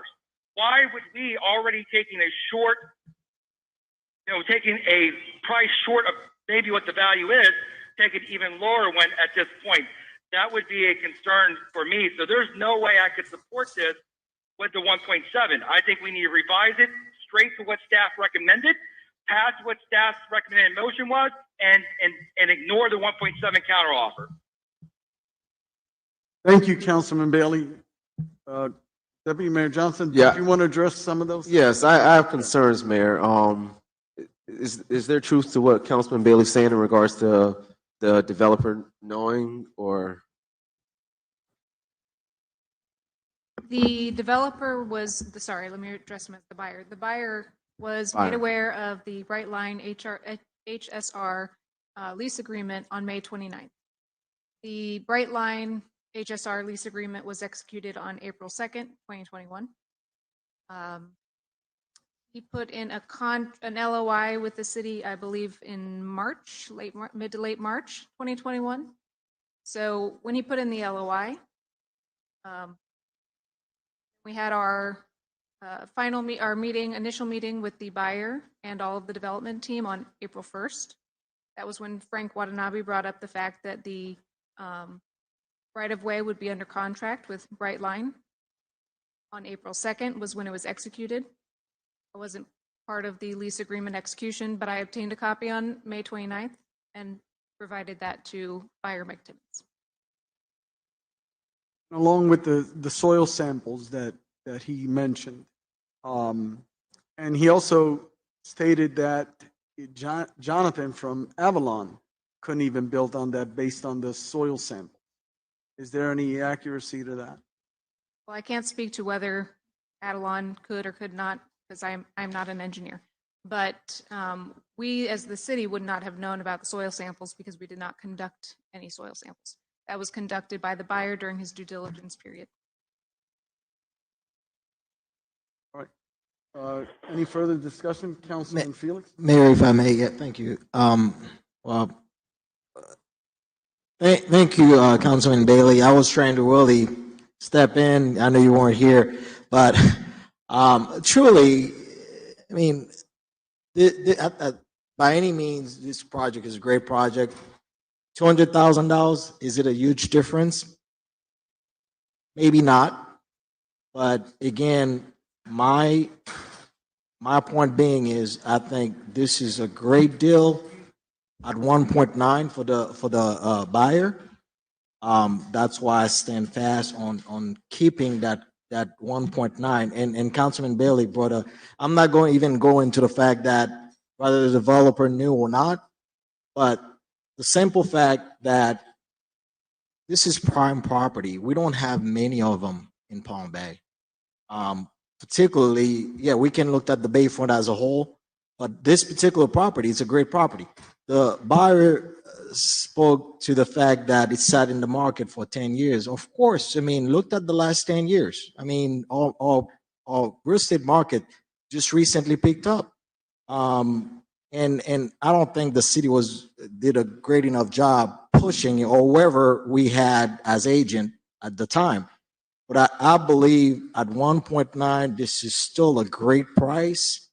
Going back again to the appraisal value, we're talking about a nearly what a $600,000 difference.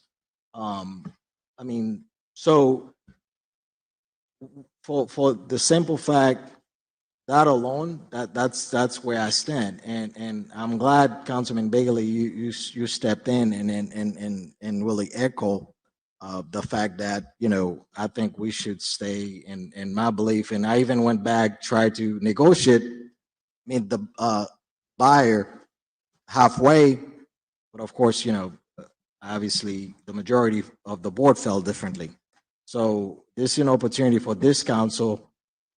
We have an election to pay for. I don't mean to, but this is it right there. I mean, this is it right there. But anyway, I just wanted to throw that in. But I think council should really reconsider that decision by the BCRA board. Thank you. Councilman Foster, please.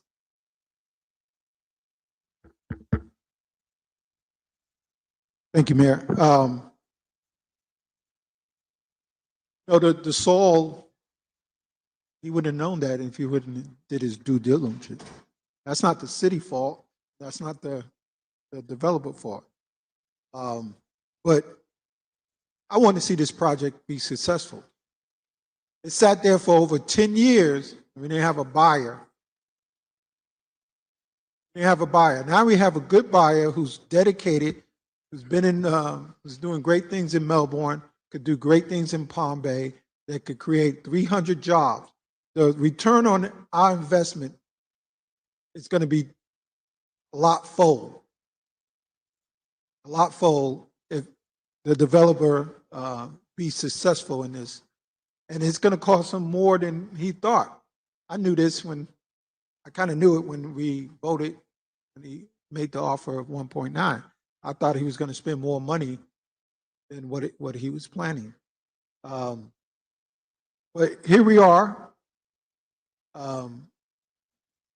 He's spending $253,000 on election, and we could also spend $200,000 to create jobs in Palm Bay, to have a great place to entertainment, to put Palm Bay on the map in that arena. $253,000 is not a lot of money to spend on election. $200,000 is not a lot in my eyes to bring economic impact into the Bayfront area. And that's what we need to do. Once we build up, once this project gets off the ground, it's going to be a domino effect. More projects is going to come.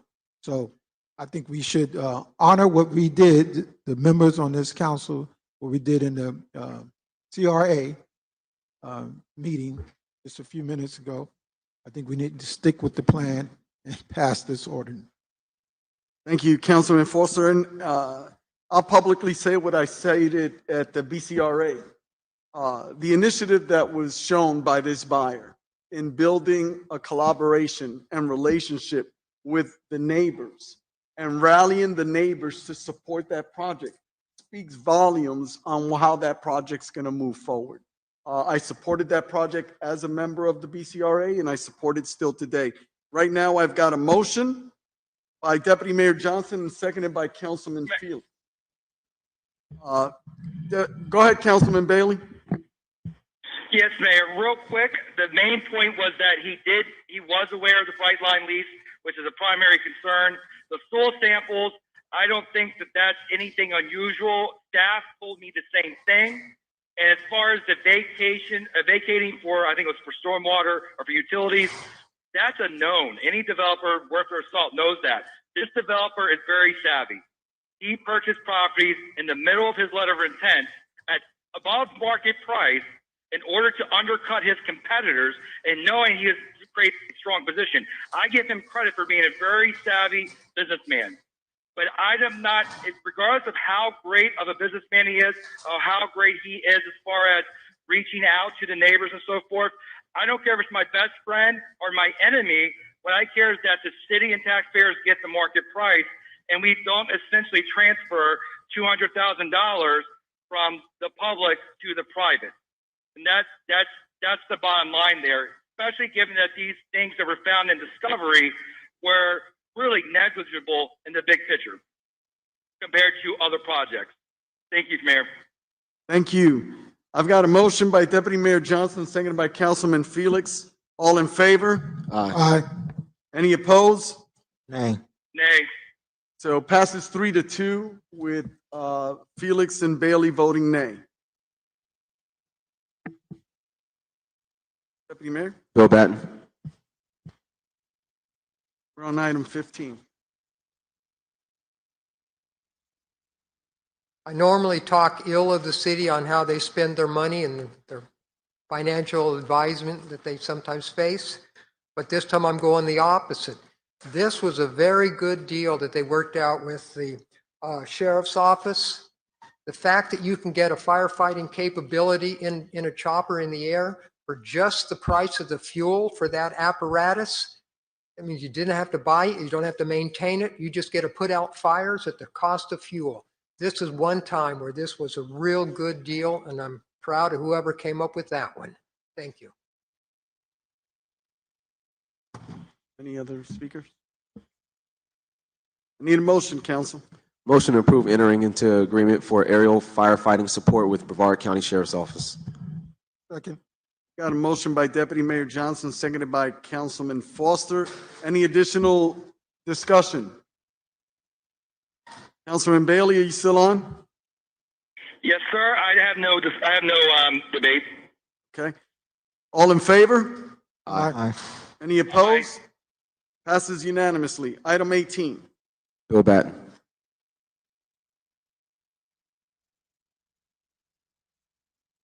Bill Batten, 586 Ocean Spray Street, Southwest.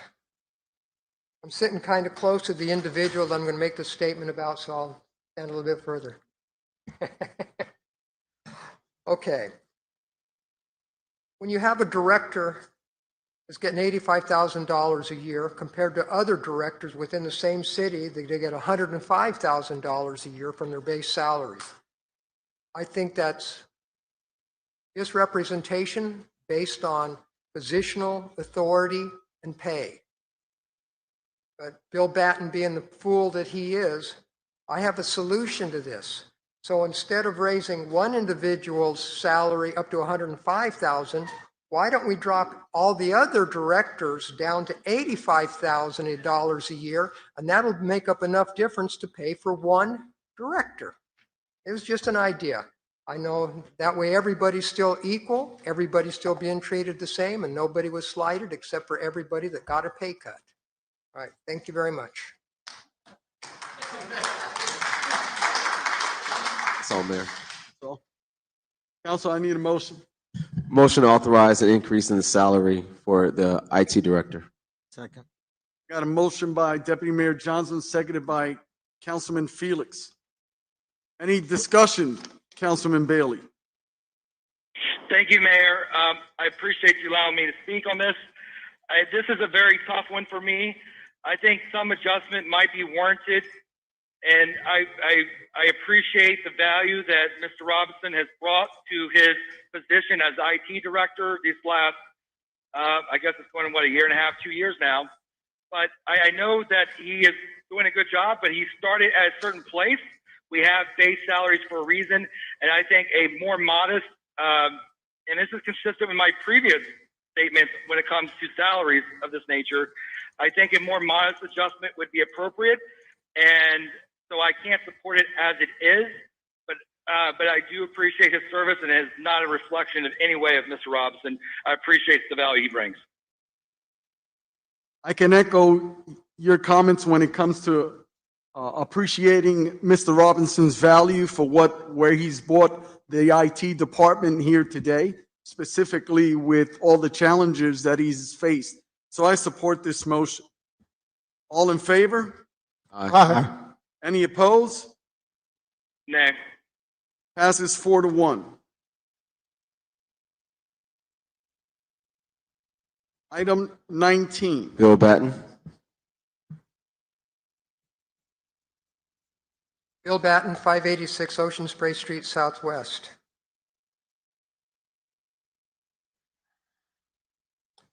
$29,000 does not sound like a large chunk of money, but I had a couple of questions regarding it. The first question was, is this coming out of Parks and Recreation Fund, out of their unfunded balance, or is it coming out of the general fund unfunded balance, because Parks and Recreation already carries a budget of $3 million a year? Just so I want to be aware of that. Then I was looking at what the breakdown was of what that was going to be, $11,000 for the building itself. But when we look down, it says labor will be all in-house, and I see building permit fees, almost $1,000. Well, that's to the city, so we shouldn't have our own building fees within ourselves, I wouldn't think. It's taken out of my right pocket, put in my left pocket, right? The next one was fill dirt, the soil, $300 for the dirt. I'm watching the city move dirt left and right within of their own property, unless it was just for the trucking cost. But I buy a load of dirt for fill dirt for $160, so I don't know why that one was $300 to the city. Concrete and rebar, the building pad was already there, so why are we building a new concrete pad of $6,000? To put it in a short summary, this one little building that's at the park, we're overspending on what the value is. I could see the price of the building, the pavilion cost of $11,000, but I cannot see the cost of $29,000. What was it? $29,069. That seemed like a lot to me for a shed going up that was going to be something we purchased for $11,000. Thank you very much. Madam Sherman. Thank you, Mayor. So to answer a couple of the questions, this is recommended to be funded from general fund undesignated fund balance. It is part of general fund, which is where the Parks and Facilities Department is also budgeted out of. The question regarding building fees, because the building department has a separate enterprise fund, and we have to follow the state statutes. Building fund is separate from general fund, so we do have to make those payments appropriately between the funds.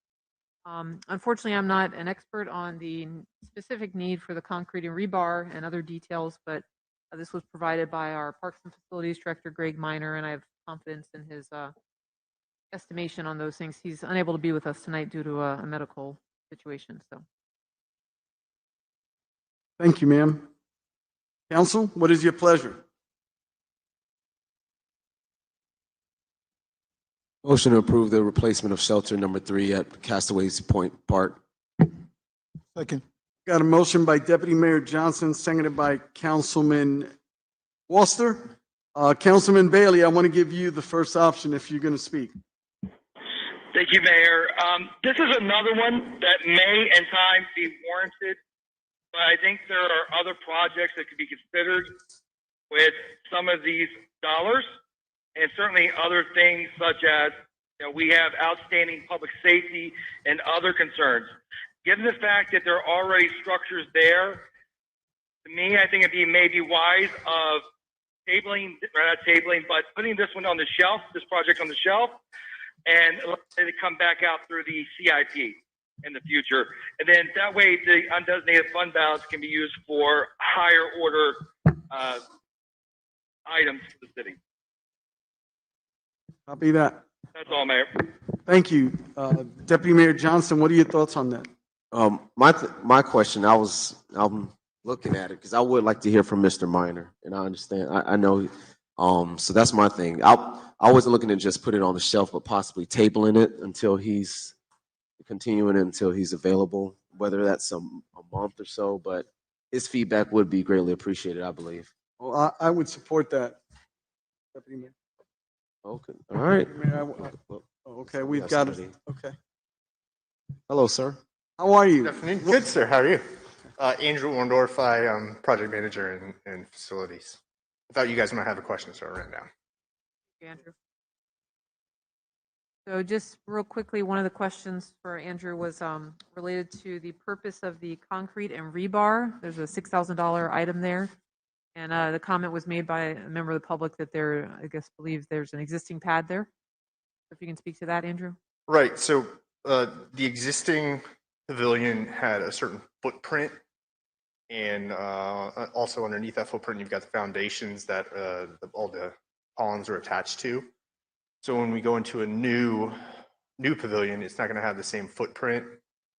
And if we were to with all the engineering behind it and everything that you have to pour a footer for everything, we're going to cut up probably 75% of the concrete. And so at that point, it's actually more cost effective to completely remove everything that we have there. And it'll be more cost effective for guys to pour new footers, new foundations for the design column.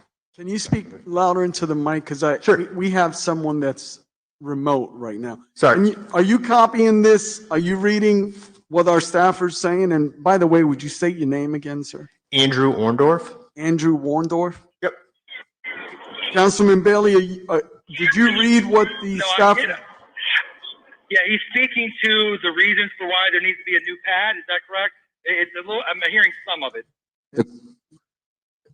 The cost breakdown, Councilman Bailey. He's breaking down the cost for each item in regards to the replacement. Okay, thank you. Carry on. So, are there any questions, Councilman Bailey? No, sir, I don't have any questions about that portion at this time. You don't have any questions regarding where it lines up with capital improvement? I'm sorry, say it again, Mayor, I apologize. Regarding the capital improvement issue that you raised.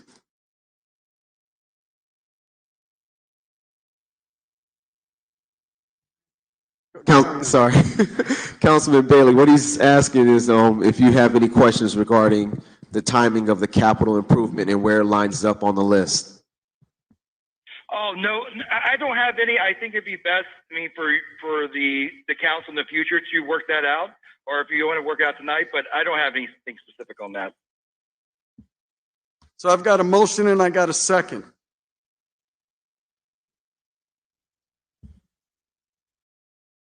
Any further discussion? All in favor? Aye. Any opposed? Nay. Passes 4-1. We're on the proclamations, and I'd like to, if you would all indulge me for just a 5-minute recess. Thank you.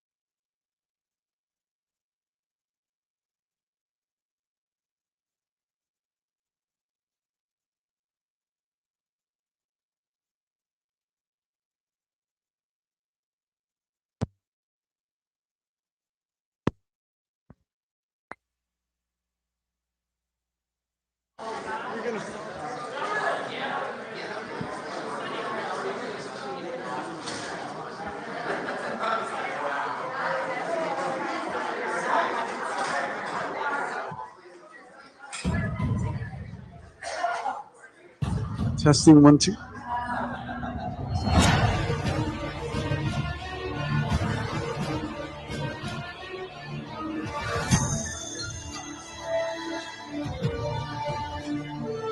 Listen. That's good. I'm glad you're here. Come on in. Yes, man. Need a sergeant major. He's Bill Batten. He's a master chief, so he's our sergeant major here. I promoted him.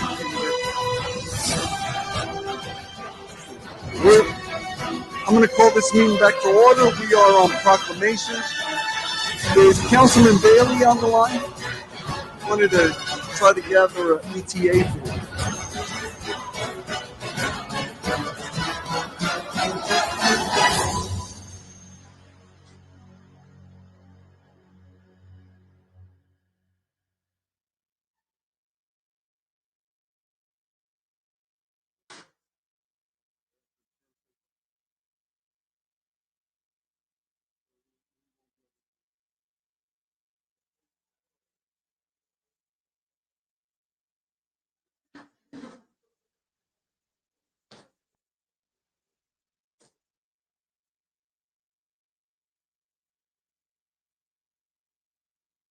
Hi, so good evening. I'd like to call up Marcy King. Is Marcy King with us? Hi, Marcy. Come on up. So I'm going to read this proclamation.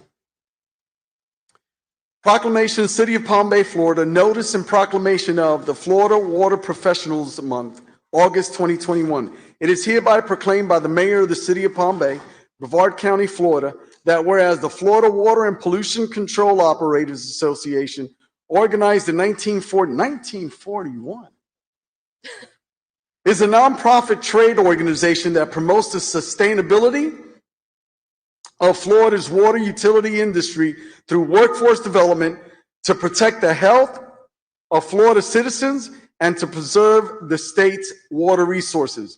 And whereas the organization offers water and wastewater treatment plant operator and water distribution system operator training courses required for the state of Florida's operator licenses, multiple volunteer certification programs, and continuing education programs for operator license and renewals. That's outstanding.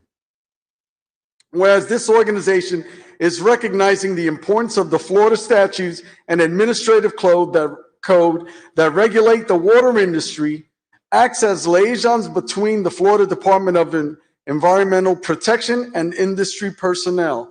And whereas the Florida Water and Pollution Control Operators Association recognizes all those who have played a significant part in operating and maintaining drinking water, wastewater, stormwater systems in Florida by celebrating Florida Water Professionals Month, which applauds their constant efforts to protect our health and environment 365 days a year through sunshine or catastrophic storms. Whereas water professionals are often emergency responders during storms and other catastrophic events, working to ensure the safe drinking water and safe disposal of wastewater from our communities. Now, therefore, I, Rob Medina, mayor of the greatest city on the face of the earth, Palm Bay, by virtue of the authority of said office, do hereby proclaim August 2021 as Florida Water Professionals Month. Congratulations. Thank you very much. Okay. I'm proud to accept this on behalf of the FW and PCOA. We are a volunteer committee, an organization. We have about over 170 members across Brevard County and over 5,000 members across the state. We dedicate our work to education on behalf of water, wastewater, and stormwater operators. And we thank you for your recognition. Take a picture and then say hi to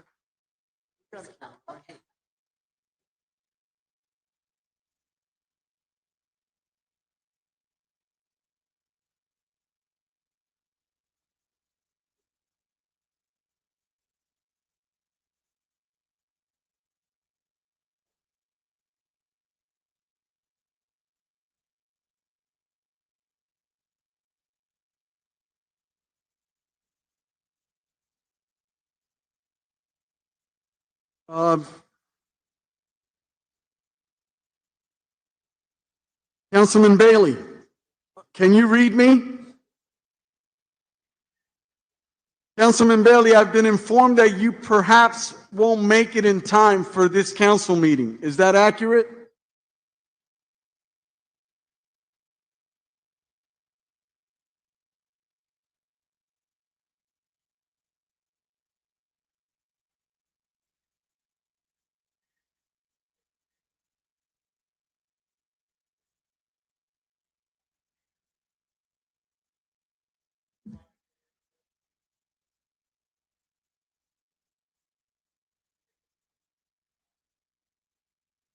So in that, I just wanted you to be aware that staff and this council wanted to at least take this opportunity right now. It's our intention to thank you for your dedicated service to the citizens of Palm Bay, being that this is the last council meeting that you will be attending.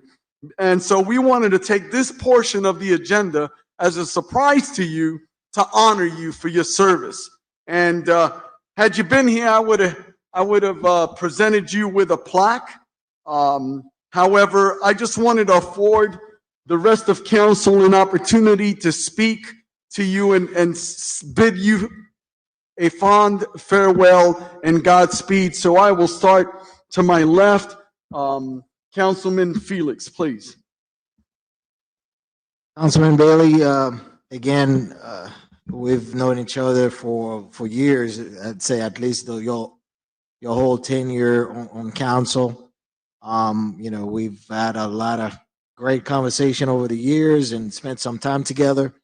Again, I always pay close attention once you start speaking. I know there's always an opportunity to potentially learn something, especially as a new member on this body. And needless to say, man, you'll be missed. And I never, your family as well, Corey, the kids. If I recall, Corey actually, if I may say it publicly, one of my campaign signs, Corey, was your wife's idea. For that, I'll forever, thankful. And my last name is Felix. She said it would be great to put Fix It Felix. So, which was great. And I took it and went with it. It was really this. Those are some of the little things that we may not put much importance on, but they are. This had a lot of meaning to me, and her and I exchanged text quite a bit in that sense, and until got it right. But again, thank you so much for your service, sir. You and your family will certainly be missed. Thank you. Councilman Foster. Councilman Bailey, just going to be short. I wish you Godspeed in your new endeavor in life. Although me and you disagree a lot, we did have wonderful conversations after hours, for hours, and I appreciate your thoughts. And I did vote for you, Mr. Bailey, in your last election, although I disagree with you on a lot of things, but I did vote for you over Aaron Parr, and I told Aaron Parr that. So I wish you the best in your future. Take care of yourself and your family. Deputy Mayor Johnson. I'm sorry, that was funny. Councilman Bailey, man. Yeah, we've had some time together.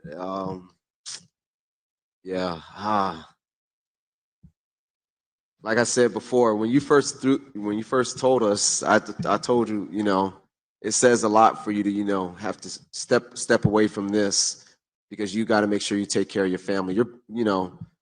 It's God, family, and then occupation. And you said you prayed about it multiple times, so that was you leaning on God, and you're looking to take care of your family and provide for them. So that in itself speaks volumes. So for that, I commend you as well, sir. I know you're driving, and I-10 can be dangerous at times, so please, y'all be careful. And I'm sure I'll see you before you leave, regardless, whether it's tonight or another day. I'll make sure we say our farewells before you move. So appreciate you, Bailey.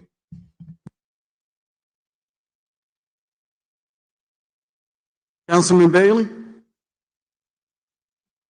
Is he still on?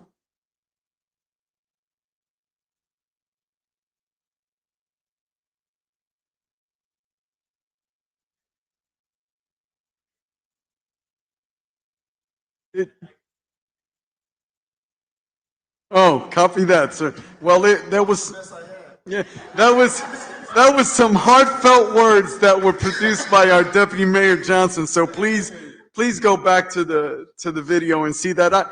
I can tell you that I remember when we first met. It was at Valkyrie Airport, and at that time, of course, I was a congressional staffer.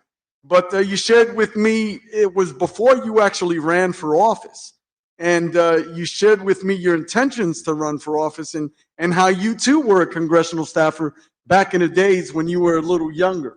And you had some influence with Congress. So I remember that conversation.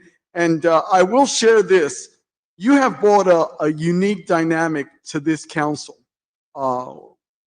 Whether it's your scientific approach to things, whether it's just you being a mathematician, I think it's a dynamic that you carry so well, and it's you being you, and it is actually a gift that God's placed on you. And so I commend you for being bold with your gifts of God. I believe that wherever you go, you'll be successful, but I also echo the sentiments of my colleague, our deputy mayor, that says you sold each and every one of us with your comment is, I'm putting my family first. And that took initiative, and that took determination, and that took a boldness for you to say, I'm listening to God himself. I am to move. So I honor you today, sir, and thank you for your service to our city all these years.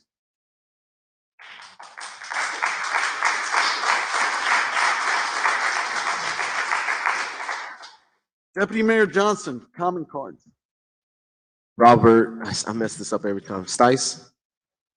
Oh, all right.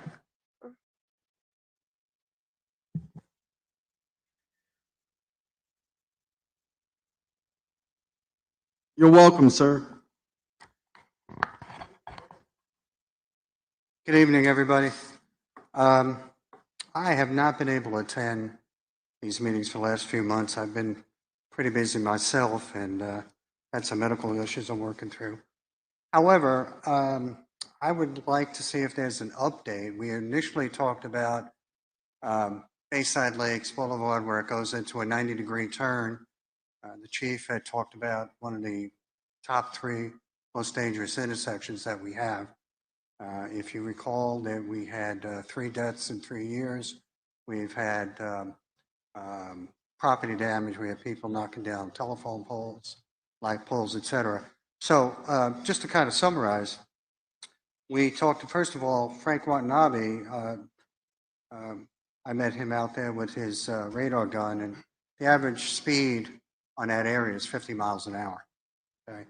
We talked about on Walden reducing the traffic light to make the traffic light turn red quicker to minimize the high speed on the straightaway coming from the north to the south around that turn. We also talked about, and let me back up, I was able to witness signage that went up there for about 2 weeks saying we're going to do that. And then traffic engineers got involved. We couldn't do what we said we were going to do. We're back and forth. And I'd like to know what has been done to slow traffic down in that particular area. That seems to have gone off the tracks. The other thing we talked about is to get people to slow down here in Florida was enforcement. I have never seen, or some of the neighbors that I have in Summerfield, I've seen a ticket be written. So we have one of the most dangerous intersections here, and help me get up to speed. What has been done, and where do we go from here? And then what can I do as president of Summerfield HOA to help support this initiative? So I look forward to any comments you may have. Thank you. Madam Sherman, I know that the last time Robert spoke, we were adamant about trying to grab hold of that situation and the severity of losing another life. We did speak about that. So can you give us a brief update? Unfortunately, I am going to have to get back to you on that. Mr. Stice is correct. There was definitely conversation going on between Public Works and the police department. It's been a couple months, so I don't actually recall where they ended up. I know Chief has mentioned doing enforcement out there, but I will get an update and bring that back for you all. I'll bring that to the next council meeting if you like, but I'll also get in touch with you before then so you know what's going on. Yeah, perhaps sending an email if you have his information, and then loop the council in at the same time. You've been dealing with Mr. Watanabe and other staff members, so Yeah, and I I'm sure we guess, have your contact he- now. Frank has moved to another department or whatever. Still with us, we'll get it. You have my current contact information? Want to give it to Joan so you don't have to read it into the record? I'll be happy. Thank you. Mr. David Morris.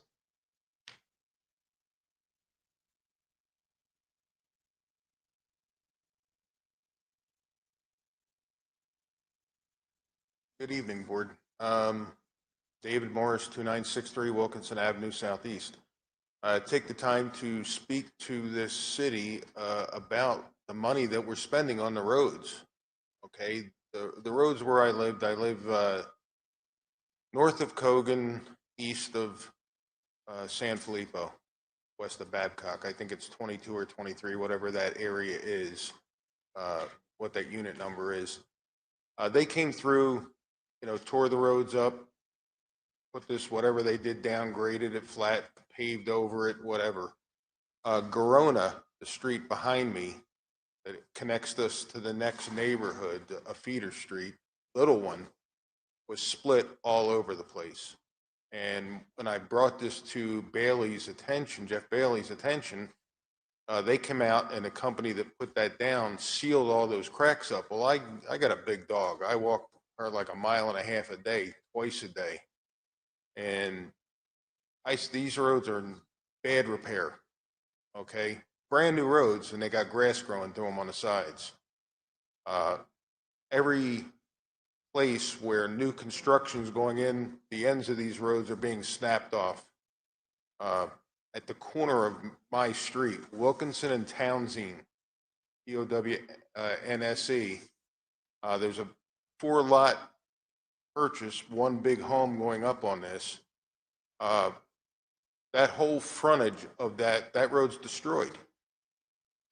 Okay, I mean, and it's for multiple reasons. Yeah, heavy equipment going on and off the road without putting something on top of it, a dirt cushion to help save that road would be one thing to help. There's no stormwater drainage in my neighborhood. Before they put these roads down, they didn't put the pipes under the ground. So now, every time it rains, I ask council to come out. We get a good rain, come out the Tower and Cogan. I went through there the other day, 17-inch tires in a pickup truck, and the water was up to the tires. There's no drainage there. The water just pools. End of my street the same way. We can fish there. Okay, it's ridiculous. And we pay all this money for stormwater. We pay all this money for roads, and water is what's going to do these roads in. If you walk in that area or drive slow in that area, there are splits side to side across that road, all over the place. And water's going to permeate it. It's going to undo the bedding, and we're going to be back where we were before these roads are put down in 5 years or less. And I just want to make sure we're on top of this. Nobody seems to be watching anything. I appreciate that. Thank you. Madam Chairman, how are we addressing this? I'm going to thank you. I wrote down all the streets you mentioned to us, and I'll ask Joan to get your contact information as well. There's a couple of different contracted areas where we are in active pursuit of resolution with the vendors. I'm not sure if yours was a microsurfacing area. Do you know offhand what type of treatment they did? They ripped all the road up. They tore it down. They put this mix in, and it hardened after they rolled it out. And then they put like this much of blacktop on top of it. So I think it's full deck road. Okay, sounds like it might. Okay. That whole area was sitting on GDC roads. So now somebody from the city come out and marked out areas that had marks in it, and they came out and saw cut some places to fix. Well, just to the north of me, they marked out a spot. The city showed up, or not the city, but the company that put the road down showed up, saw cut the road, threw some hot patch down there. They rolled it. They put the truck roller back up on the truck, pulled away, broke that whole side of the road. Okay, there's about an 8-foot section of it that's the corner snapped off the road because something too heavy went off road, and they got to come back out and fix that now. And So yeah, we'll get your contact info, and we want to know all of the streets that you're talking about, and we'll make sure we do an extra inspection out there. If there are problems with that, we will fix them. Yeah, and I just want to take this opportunity to thank you for your diligence. Really appreciate that, sir. Thank you. Pastor Kenneth Delgado.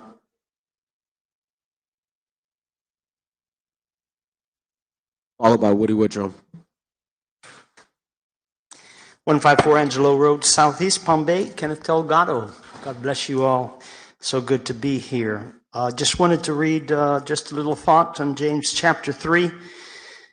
Speaking about the tongue and how evil it can be, it's restless, it could be full of poison, but then it says, with it we bless the Lord our God and Father, and with it we curse people who are made in the likeness of God. From the same mouth proceeds blessing and cursing, my brothers. These things ought not to be so.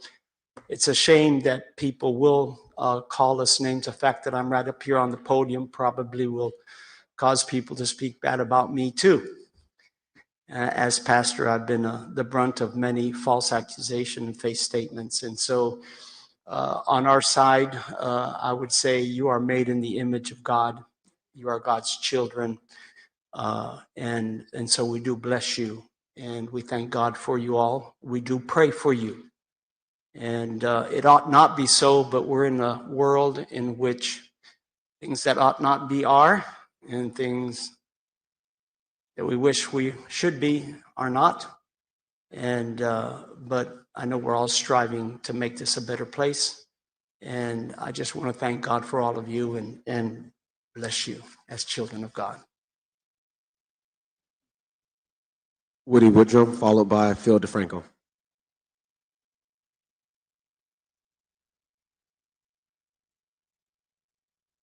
That again? Woody Woodrum, that's it. Woody Woodrow. Woodrum. Okay. Phil DeFranco, followed by Amanda Rosenfried.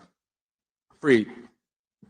Good evening, Mr. Mayor, City Council, and City staff. Just to let you know, I'm Italian, and my 30 seconds here would probably be 2 hours, if not for this. So, my name is Phil DeFranco, and I live at 570 Truman Street Southwest, and I am the current chair of the Recreation Advisory Board. Vacancies on boards and committees need to be addressed in a more proactive manner. Mr. Foster, this was written before I found out your appointment, but it goes to more than just that. We have the RAB has gone 3 meetings in a row short 1 member, and everyone has missed a meeting in the last 3 meetings. We've been working with 4, 5 at the most.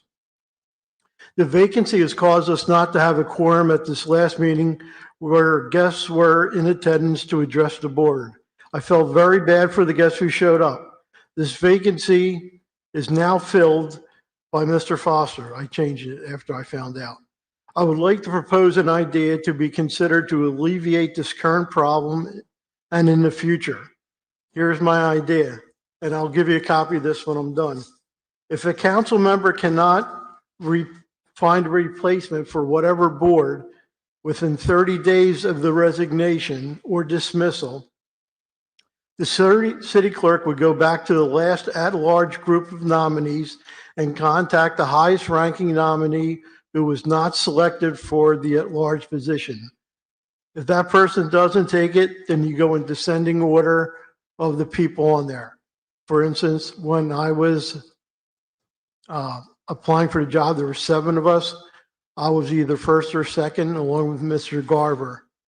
Okay, The second idea is if, Mr. Foster, I'm going to pick on you, if you couldn't find somebody within that 30 days, you would extend an invitation to one of the other members, say, listen, do you have somebody that can fill that vacancy? Okay. The other thing is we must do a better job in advertising these positions. Kenny, you do a great job every meeting, but it was 37 seconds tonight when you went through all the open boards. Now, there was few people here, but nobody knows how to really do them. So there has to be a better way. We also must get boards to start having meetings. Okay, there's 12 boards that are directly impact the city. And I'll just give you an example. The building and construction has not had a meeting in over 3 years.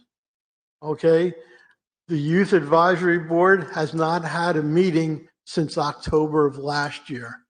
This is, if people can't dedicate themselves, now Suzanne will tell you I'm cuckoo for Cocoa Puffs with things, but as part of the time that you're going to talk to these people, interview them, tell them what the job is about, make sure they can make the meetings. Thank you.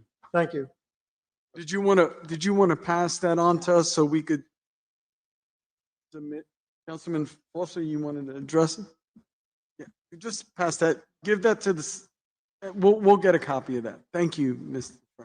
DeFranco.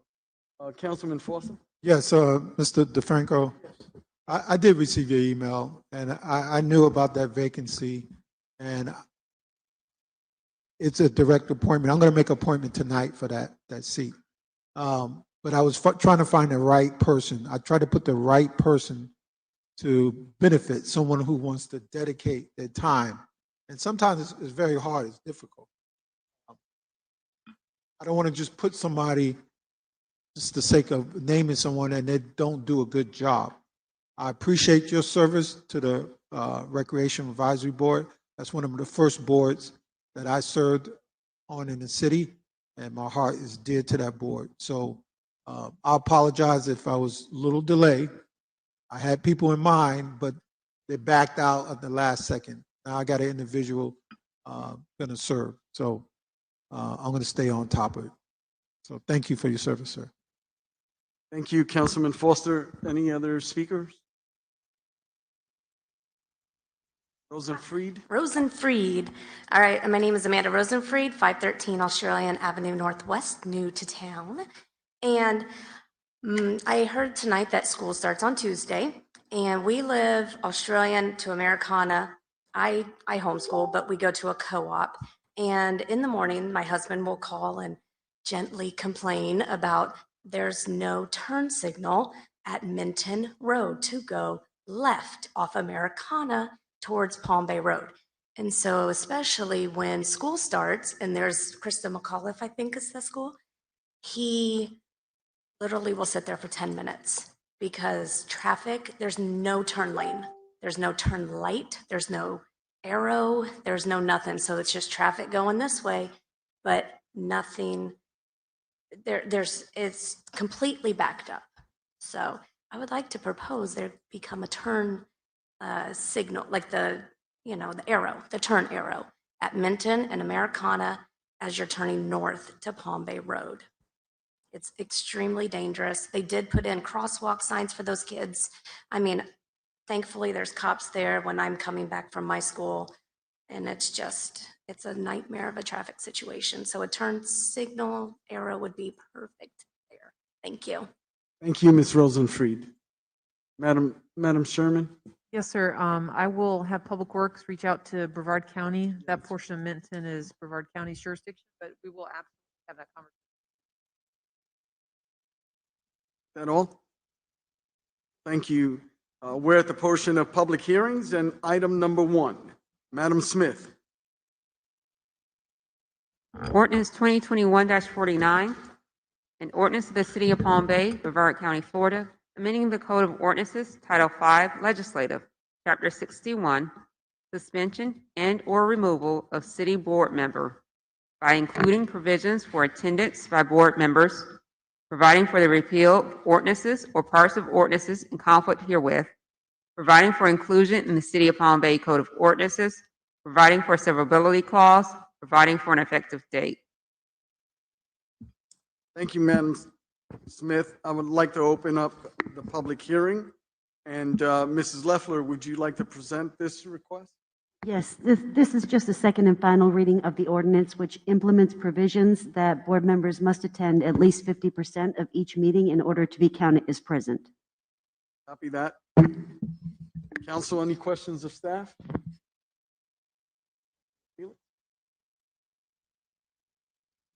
That this is a very good consideration. But to that, do we currently have a number of, I believe we do, right? If you may remind me what it is, number of meeting a board member must within a calendar year to miss to be able to, remove them from the board, from the board? It may actually determine, the bylaws may determine each board, but it's typically 3 concurrent meetings or typically 5 within a year period. A year and 3 concurrent. Okay. But that, of course, is depending on each board's bylaws. The question is, do we know how accurate that is, or is it being followed per individual board? Reason why I'm saying that, just recently, to your point, sir, I'm very aware of the situation with the Park and Recreation Advisory Board. And needless to say, that's a board I've served. I was probably one of the longest serving member on that board. I vice chaired it for a long time. I had, from one of your member, we had that conversation this past week. So this is certainly something that we need to address, and I think it's important. However, council can help and support. I think it's extremely important to make sure we have those boards for a very good reason, and they have their use. Many of these boards, council do count on their help and their input as we make decision on the dais. So we want to make sure they are functioning. Not to pat myself on the back, Mayor, but currently, I think we need to put a conscious effort into helping staffing those boards, especially when it comes to our direct appointment, even not, encourage people at large to apply and find a way to better advertise. And those are great ideas, by the way. Thank you so much. The last 4 members, 2 adults and 2 youth on the youth advisory board, they were my direct one or the other, kind of, come on, we need your help. So, then 4 out of 7 members. Council, 3 more spots to fill. But if we truly put the effort in, I think we can certainly help staff and help, those boards and get them not only staffed and working. So, but we do need to address that. May have something to do with the chairs of those boards, to really make sure that if there's people that's not showing up, well, we want to make sure we follow and monitor those just to get them replaced. And I'm all for it. Let's just get them replaced. Let's get people that are willing to serve. I think those ideas are great. So, council, Ms. LaFleur, we should definitely take a consideration and see if we can implement those ideas. Thank you, Councilman Felix. I did ask Ms. Leffler how we can move forward. So she mentioned that this will be coming back to the board. Reese would send us some information on how to implement some of these ideas. So outstanding suggestion. Councilman Foster? Okay. All right. Deputy Mayor Johnson? I was just going to make a motion. I'll take a motion. All right, I'll make a motion to approve ordinance 2021-49 final reading. Second. I have a motion by Deputy Mayor Johnson, seconded by Councilman Foster. Any additional discussion? All in favor? Aye. Any opposed? Aye. Passes unanimously. We're on to unfinished business, and I'm yielding to Deputy Mayor Johnson. Thank you, Mayor. I make a motion to approve Dennis Amador to the at-large student member position for the Youth Advisory Board. Second. Councilman Foster, you want to yield to a second? Okay. Got a motion by Deputy Mayor Johnson, seconded by Councilman Bailey. Any further discussion? Hearing none, all in favor? Aye. Any opposed? Passes unanimously. We're on committee and council reports. Councilman Felix. Thank you, Mayor. It is 9 o'clock. That is a great thing. I truly had my sleeping bag in the car, and but it's truly, I think it's great having, 4 servant. We all got our different ideas and how we view things, but it's great that we can come together and make decision truly to the best interest of our city. I'm pretty sure our citizens are pleased, and we will get to go home before midnight tonight. So, thank you, Mayor.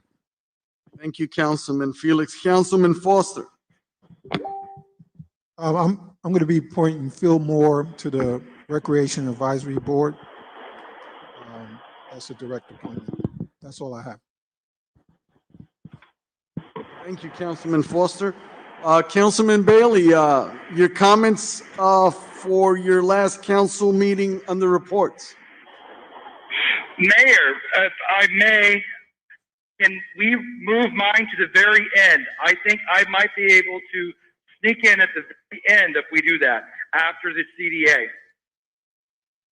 Absolutely, Councilman Bailey. That would be great to see you. Deputy Mayor Johnson. No reports. So under my reports, I just want to say I was at the TDC meeting a week ago, and we've got a great report when it comes to those finances. So they were budgeting on a $12 to $14 million budget because of COVID. Now they're anticipating more than 15 million, and that is taken into consideration also that our cruising industry is about to commence, and it just started for this month. So those things are very positive, and I'm excited about those tourist development dollars coming in. Of course, we are beneficiaries for our campground, and I'm looking to get details on how we're moving forward with that, Council, because we want to make sure that we can actually maximize those dollars. And then once we build up that credibility, right, we'll be able to be in a good position for additional funding is how I believe. Now, many of you know me from before I sat on this dais, and you know how passionate I am about bringing tourists into our community, bringing businesses into our community, and part of that is my passion for boxing and professional boxing. We haven't had professional boxing here for quite some time, but the amount of money that that can generate with marketing the city of Palm Bay to so many Latin American countries is what I'm passionate about. I remember there was a gentleman from Colombia that was watching Telemundo Deportes boxing, and I'll say that again, Telemundo Deportes boxing, and he knew a friend of someone that lives in Palm Bay and said, hey, I saw Palm Bay on the map, on TV, in Telemundo, meaning the Latin American community. Boxing is big for Latin Americans in all of the United States, but just wanted to give that frame of thought to the Tourist Development Council and how we could maximize those dollars to bring Palm Bay into the global marketing strategy. Yes, sir. And that also goes, Councilman Foster, with your sister city initiative. And that's what this is all about. So yes, sir, Councilman. I think me and you are on the same page with that, sir. But when you go back again, can you, we did that bike trail. Yes, sir. Could you try to get them to promote that through the tourist development? So I'm we glad can you, bring people here. that's a great point. They're strategically marketing every section of the Space Coast. So they'll show kayaking and those things in Palm Bay. So Space Coast at Palm Bay. And those advertising dollars, I don't know if you've seen it, but they're on TV today. So it has identified for years, there's always been this separation of the North and so on. So that what they've done is they've identified that disparity, and they're actually targeting Cocoa Beach, the city of Palm Bay, Melbourne, and Titusville all throughout is part of the Space Coast TDC marketing scheme. But yes, that's an excellent point, Councilman Foster. Thank you, Mayor. That's it. Councilman Bailey, are you near? Because we're up to you now. He actually just emailed, said he's off the phone, but we'll be here in just a moment. Praise the Lord. Any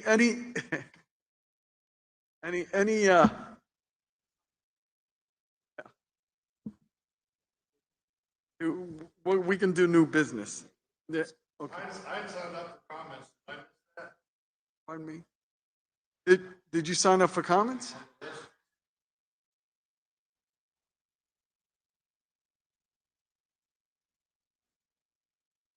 We were keeping a running list for the elections. Is that the item? Yeah, That was withdrawn. We withdrew that item. We withdrew. Yeah, there'll be an opportunity for you to speak. There'll be another public comment at the end of the meeting, closer to the end of the meeting. Yes, sir, you still have an opportunity to speak. So we'll go to new business, item 1. Thank you, Mayor. So we're glad to bring to you the culmination of multiple months of staff working very closely with the City Attorney's Office and the Emerald Lake or Emerald Investment Holdings LLC to bring forth the very first master development agreement for the Emerald Lakes development, which, as we know, is a very large, significant development in the south part of the city, the vicinity of the new St. John's Heritage Parkway and the new 95 interchange. I know the applicant is here, and I suspect he wants to say a few words, but just to quickly tee this up, it is a 20-year development agreement because the size of the project is such that we expect this to be a long-term project in multiple phases. The agreement provides a lot of development standards and obligations relating to infrastructure and public improvements, to include roads, transportation, stormwater, and utilities, as well as public facilities such as parks and public safety, which you'll find in the agreement because it is the master overarching agreement. Is the vast majority of those items go out of the way to reference which city ordinances will apply to those specific scenarios as they come in the future. And there are definitely some commitments that are listed out there from the developer. But I would, if council will indulge me, allow the developer actually to come up and speak, because I know this is a big day for Mr. Paul Paluzzi as well. So Absolutely. Mr. Paluzzi, please step forward.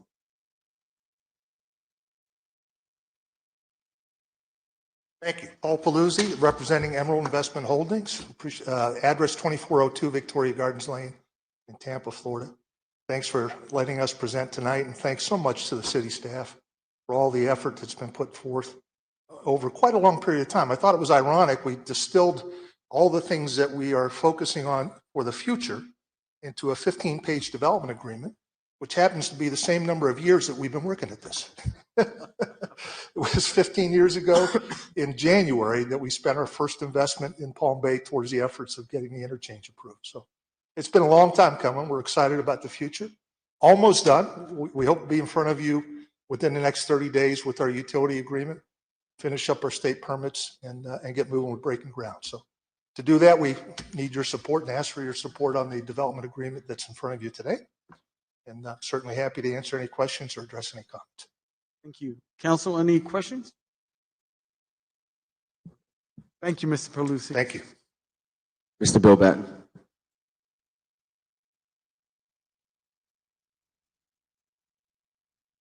Bill Batten, 586 Ocean Spray Street Southwest. Emerald Lakes is a majestic development.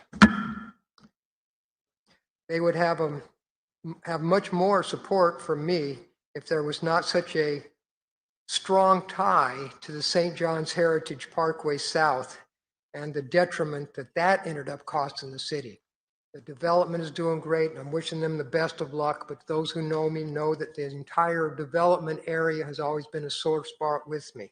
But with that being said, Emerald Lakes is a domestic, majestic mass production. It's going to be great if it ever comes to light. I have two items with that to address. Item number one. With that being said, section 15.16, I think it's on page 368. There is no assurance that the development will actually come to fruition or completion. And if you don't think that's possible, that they're not possible to fail, I want you to take a look at the fact that GDC, the compound, a major development that failed, Bayside Lakes has major developments inside that development area. It is nothing but paved roads and still sits vacant. Roads put in with no more development. In fact, some of the same names on those contracts are still being brought up in contracts in the city of Palm Bay to this day. I hope this is not the fate of Emerald City.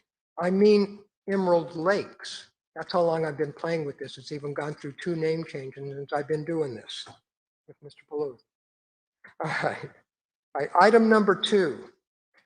Under conservation land and the trails, are these conservation lands and trails going to be open to the public, or is it restricted to the residents of the CDD only?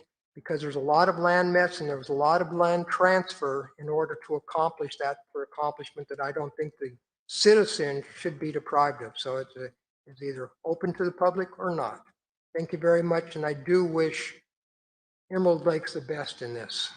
Thank you. Thank you, Master Chief. Madam Sherman? Mayor, if I can clarify with Mr. Batten, I missed the reference in the first point. Which section?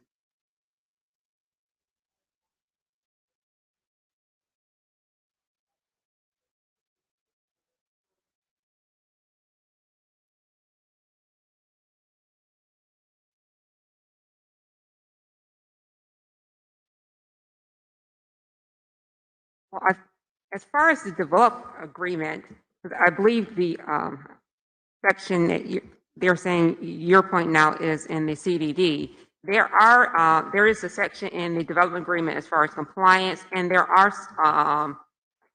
which is paragraph 11 in the developer agreement, and there's also paragraph 18 that addresses non-performance.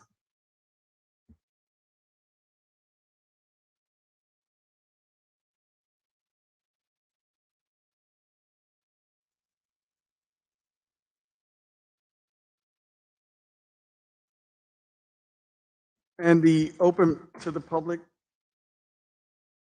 I would actually ask the developer to speak to that.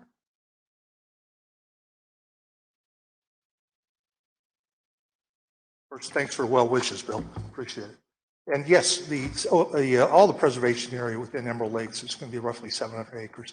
Will be open to the general public. We look forward to them coming out and enjoying what we're creating. In particular, the lagoon, right, sir? Yes, that's right. Thank you. Thank you. Thank you. Council, I need a motion. Motion to approve the Emerald Lakes Master Development Agreement and authorize Mayor Medina to execute the agreement. Second. I have a motion by Deputy Mayor Johnson, seconded by Councilman Felix. Any further discussion, gentlemen? Hearing none. All in favor? Aye. Passes unanimous, or passes 4-1, or 4-0. 4-0. We're at this point, we've got administrative. Come on in, Councilman Bailey.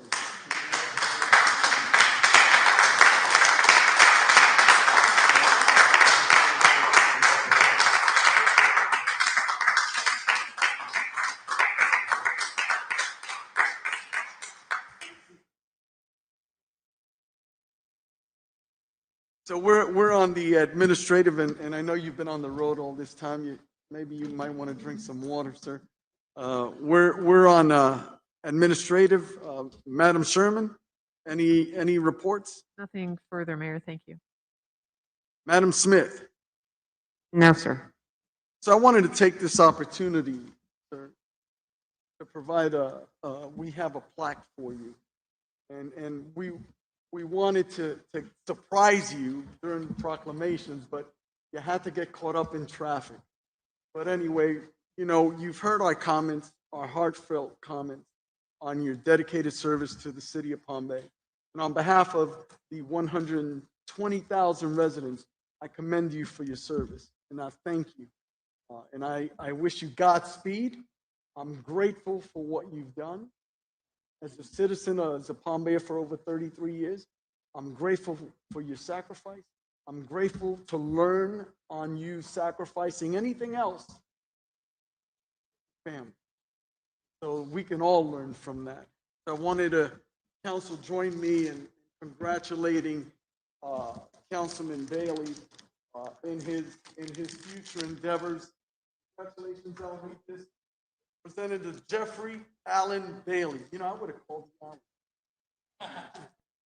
In appreciation and recognition of your outstanding public service to the community as an elected official, City Council 5, City of Palm Bay.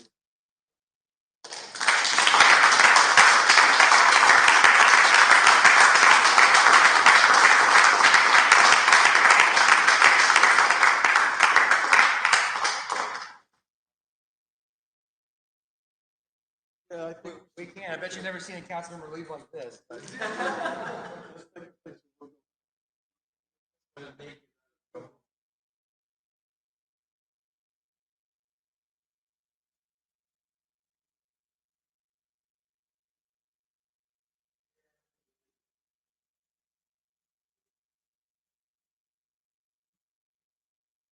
you.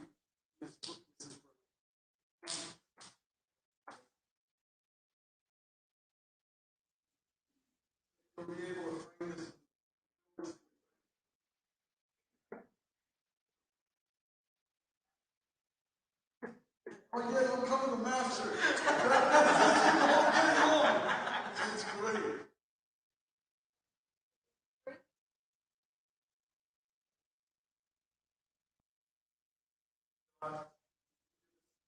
It's great. Well, or you want to sit up on the dice? Yeah, well, absolutely. just one more time. I didn't get to talk from there Yes, on this. sir.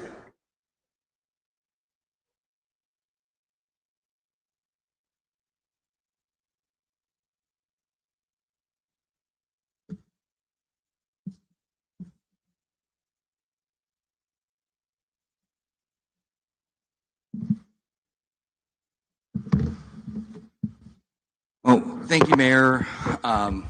Thank you for the spirit that you bring to council, and the rest of the council members. Thank you all as well for your reflections, and I look forward to, hopefully now that I won't be voting on anything with you. If you guys want to talk, we can always talk by phone, and we can talk about some of the things and things going forward. But I just know that I've seen Councilman Felix kind of stepping up on some things, and obviously Deputy Mayor has stepped up and risen in his position with what's going on, and I know everybody here is growing, and I think that's a great thing. Keep in mind that we have to keep our eyes on the ball on big contracts, on big developments, things of that nature. Thankfully, we have people like Mr. Batten that are watching, and I think there's other folks that keep getting involved. So Randall's out here tonight. It's good to see you. I didn't hear you from the podium, but good to see you, and I know there's other folks too. But it's been a real honor and privilege to sit in this seat. And you're right, Mayor. Sometimes it's hard to do this job, and it doesn't matter who you are or whether we disagree or agree. Sometimes it's hard to do it without it takes some sacrifice away from the family.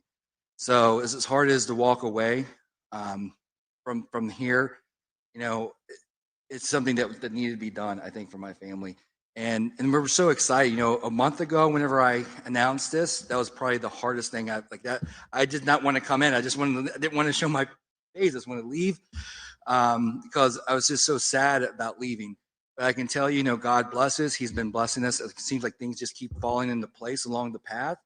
And so we're just going to keep taking steps forward, and it seems like it's the right direction. And I can tell you that the family's super happy and excited for where we're moving to in Alabama, being close to my mother or grandma.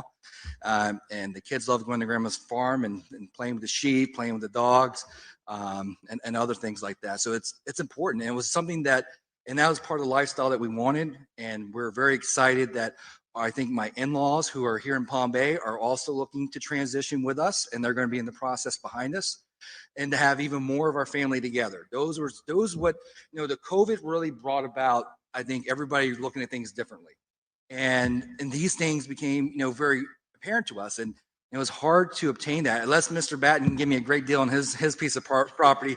I can't find it here, okay, and it has to be a great deal so I can afford it. But that being said, everything's going well, and so now we're very excited. Now I'm over that hump, excited. I thought it was gonna, be a little bit hard to be here tonight. Things, to say a few parting words to everybody. I just really appreciate everybody. I am going to be hopefully spreading around some last minute notes and goodbyes in the morning, and probably over the next couple of days, and up until the 10th, where I put my resignation. Because I wanted to make sure I had time to kind of say those things and let people know, express how I feel, because I think that's one of the things that I was so looking to be watched on, looking for things, that I forgot to recognize those people that work here. And although sometimes I did, and there's certain people I had, we had different relationships, obviously, depending on who the person is. But in the end, I was like, that's one of the things I wish I could have done more, and I want to kind of leave a little bit of a bang as far as that goes, and leave some people some notes on what my heart, as you say, is what's on my heart.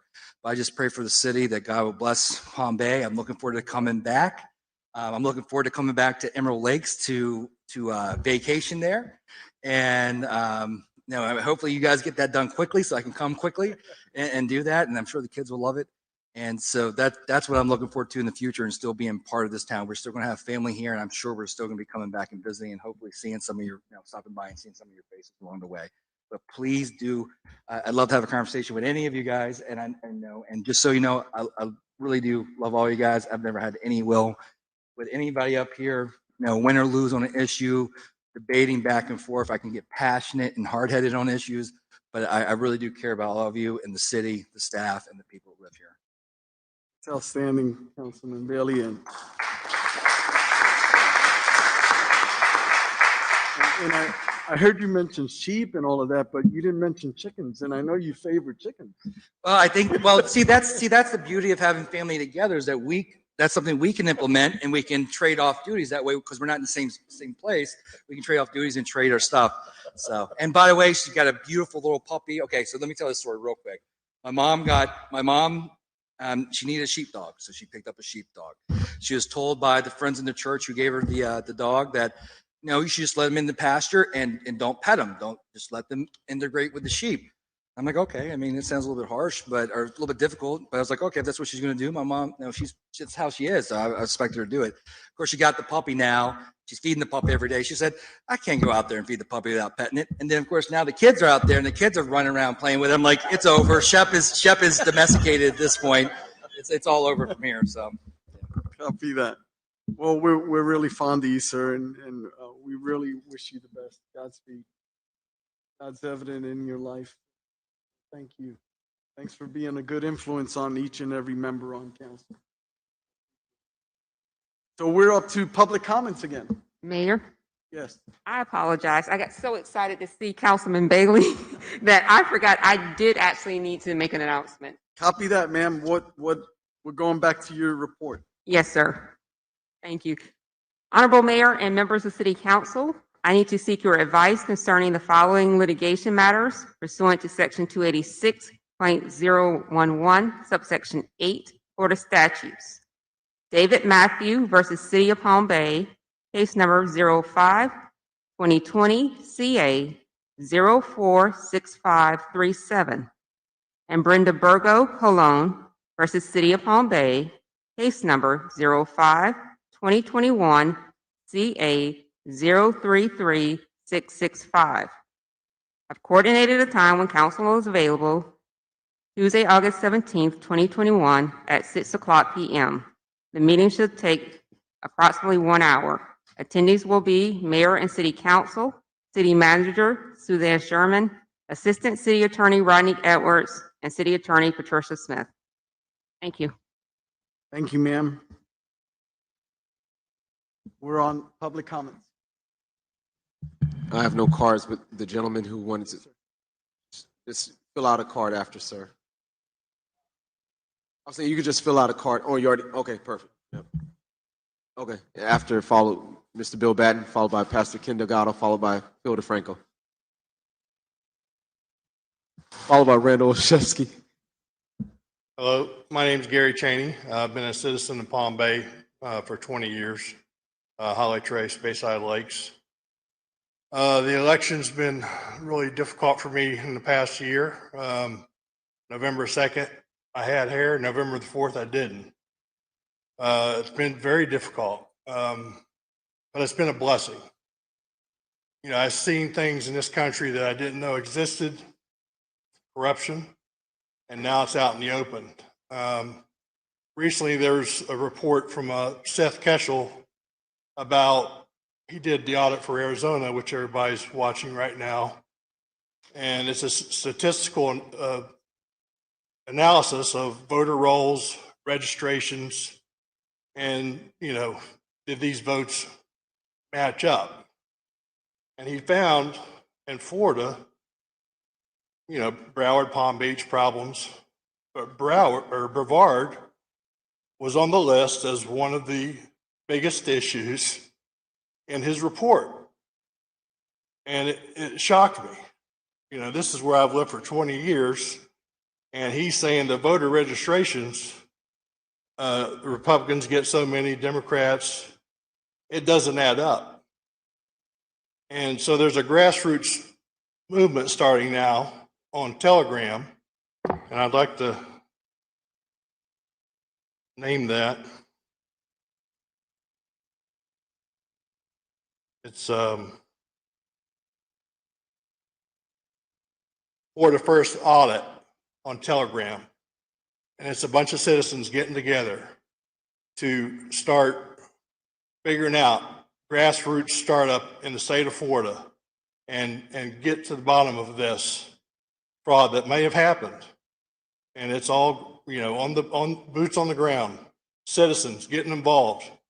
And I just wanted to make a statement on the record for that.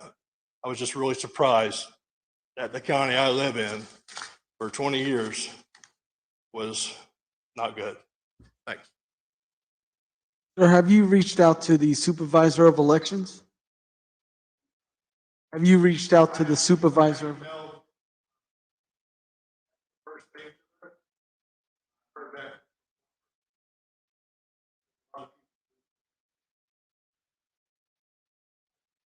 Thank you. Mr. Bill Batten, followed by Pastor Ken Delgado. Bill Batten, 586 Ocean Spray Street Southwest.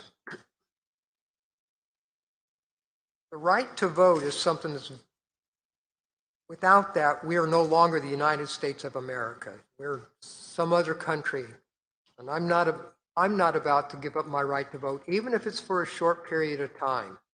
But with that being said, when I hear council members talking about what the cost of a special election is going to be, we're nickel and diming that. I know it's a lot of money because you know I watch it close. But for something so important, it's not a tangible item you can hold in your hand. It's not something you can walk on and pave and mow with a mower. But that right to vote for your elected officials is more important than any tangible item that deteriorates in 10 years and you build a new one. Like, what's that little shed that we're just getting ready to build for $39,000? It deteriorates. That's not what the right to vote is. So when I hear people saying, well, we don't know about the cost, so I'm going to save you $200,000, Bill. Well, we wasted $200,000 for a developer tonight. That would have paid for the election. In special assessments that were given to that people don't have to pay, that comes off the back of the taxpayers for stormwater assessment, That was $270,000 that you asked the taxpayers to pay so nobody else did. But you're going to save me the money on a vote? No, thank you. I'd rather pay the money, get the right to vote. Don't take my right away to vote. Okay. Next item on a second item was when you're talking about the tourist attractions coming into Palm Bay and for the advertising for that. One more time, I'll bring this up. The city of Palm Bay has the largest landmass of all the cities in Central Florida. Yet we don't have a single horse trail in this city. We have to go to other cities to ride your horses. We have bike trails that go for 50, 60 miles, and they even cross with trails that go into other cities. But we don't have any of that in the city of Palm Bay. I just want to bring that up one more time because I know a lot of horse people in here and they'd love to be able to ride their horse in their hometown. Thank you very much. And I do know what the job is up there because I did put my name in for it. Luckily, I don't have to do it. Thank you very much. Thank you. Pastor Ken Delgado, followed by Phil DeFranco. Ken Delgado, 154 Angela Road Southeast. And Bailey, congratulations. We really appreciate you. Coretta Scott King, struggle is a never-ending process. Freedom is never really won. You earn it and win it in every generation. Councilman Johnson, thank you for fighting for freedom. I thank you that we did not cancel we did not have voter suppression or cancel culture because you heard 100 people last meeting say, do not change it. I'm thankful that you listened to the 200 that were outside and did not cause voter suppression when they said, don't change the ordinance. I want to thank you because you listened to the almost 100% of the people who called you and emailed you and said, don't change what the people asked for. I thank you for listening and hearing, because in 2012, when 63% voted to make it an ordinance, they said the ordinance that we want was a year, feel free, more than a year, it's ours. You didn't suppress the voters of 63% who voted for that ordinance as is, not changed. I thank you because the 37 who voted against making it an ordinance still said, don't change it, and therefore you stopped voter suppression. I want to thank you, Councilman Johnson, because indeed if it was said that we needed more brains to make decisions for finances, and right here we have brainy Bill Batten. We don't need any more brains, and plus we have the support of all the financial gurus in our city. I thank you for listening. I want to thank you because it was suggested a 2-2 deadlock would happen, which would stop business. Today, if we were to take Mr. Bailey out, everything would have passed anyway. It was a figment. For me, it was mirrors and a lot of smoke, but nothing really there that would be true. Matter of fact, that same day, other than taxes, everything would have passed. It was said that we should look at the higher level. You said that, and I thank God that you did listen to the higher level. Let me tell you what the higher level, in my view, is. Number one, the higher level of a good name of Palm Bay. It says it's better to have a good name than rather have great riches. Money cannot buy a good name. The higher level of all things may be lawful, but all things are not profitable. It would not have been profitable to do that. How about the higher level of avoiding all appearance of evil? These are intangible realities that there's no price that you can pay for. I thank you for listening and for changing your position. I want to honor you specifically today for your decision to eliminate that ordinance. God bless you. And thank you, Councilman. Thank you. May I respond to that? Councilman Bailey? Yeah, and I'll join you in that. I appreciate that the council members did hear the public. What I've heard from the public was unanimous against that. It's just, I think it's bad timing. And I think the credit that Mr. Pastor Delgado, what you just gave to the deputy mayor, is appropriate. But I also think that something that kind of in the midst of everything that got overlooked is the credit I think is due to Councilman Felix on this issue. Because without Councilman Felix's support at the first reading, it would have been a full-out appointment for the whole time with no election. So I think that that was highly overlooked. That was a very crucial moment in all this.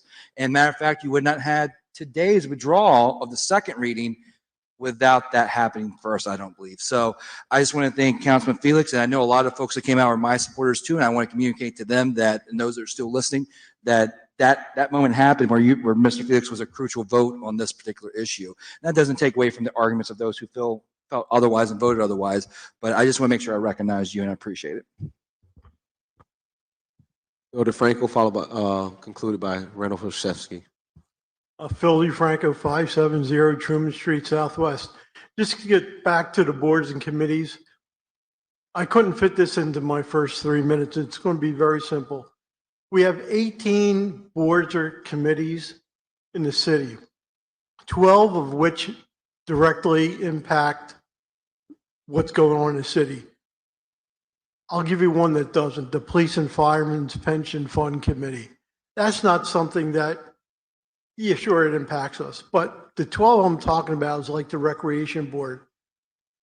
There's a section in there for reports. You all give your reports for your separate things.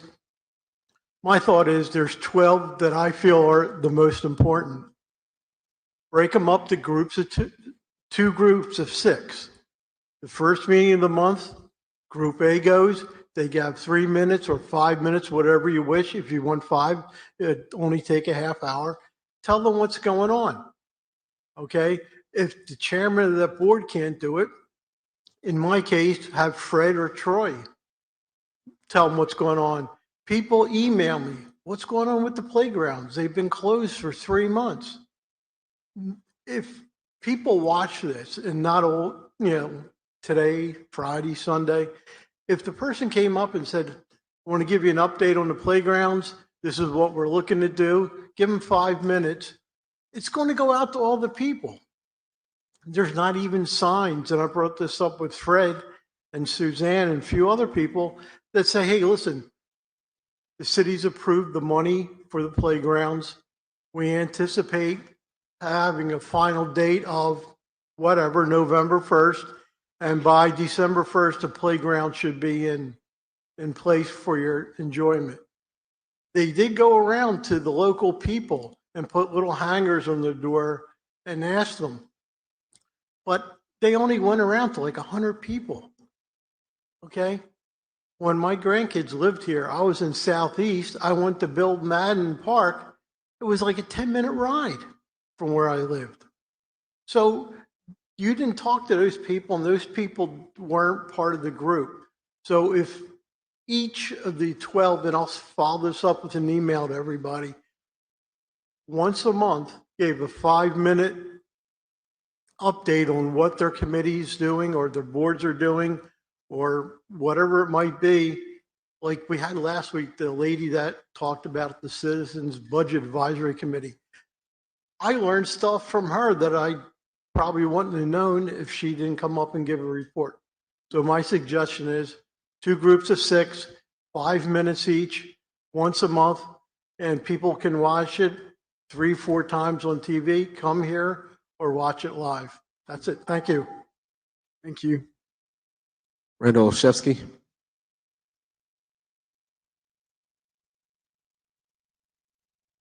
Good evening, Council. Randall Olszewski, 348 Brookedge Street Northeast.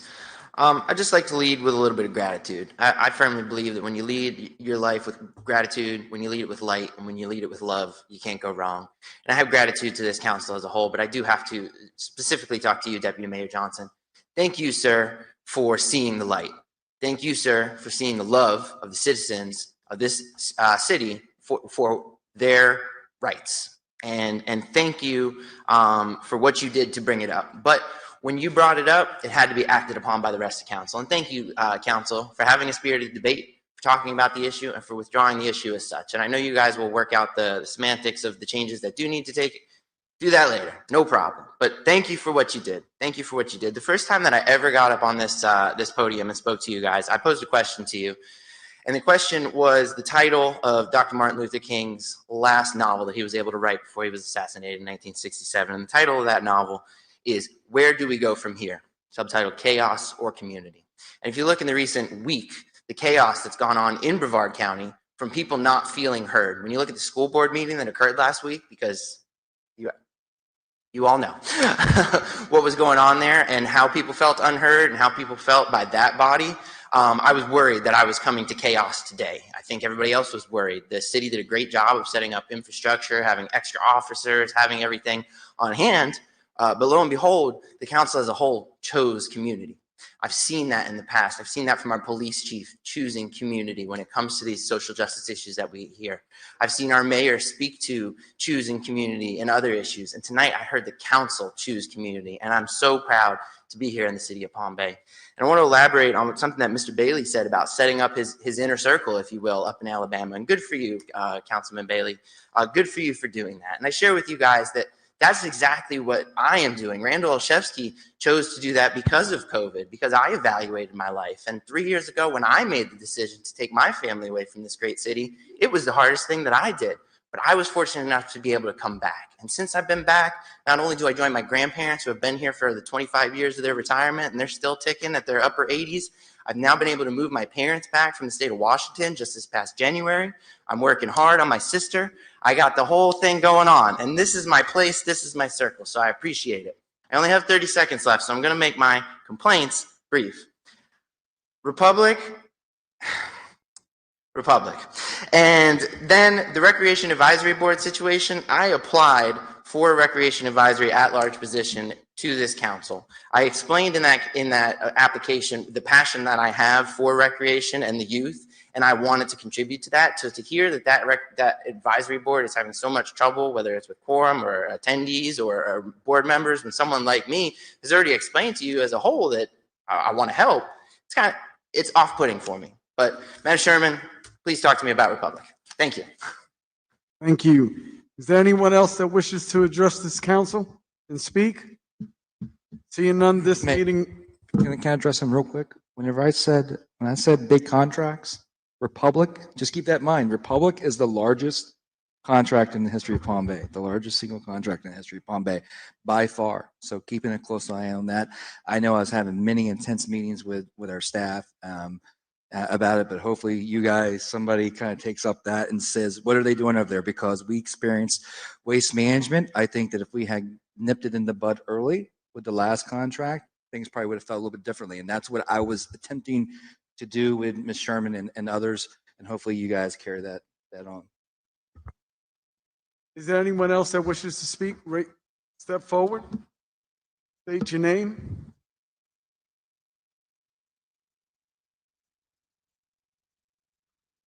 Nathan White, 1301 Seabury Street Southwest. I will not take my 3 minutes because I just want to say, Councilman Bailey, fighting to save the city of Palm Bay money to the last second of your last meeting.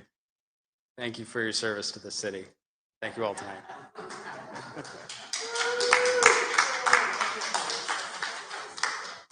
This meeting is adjourned.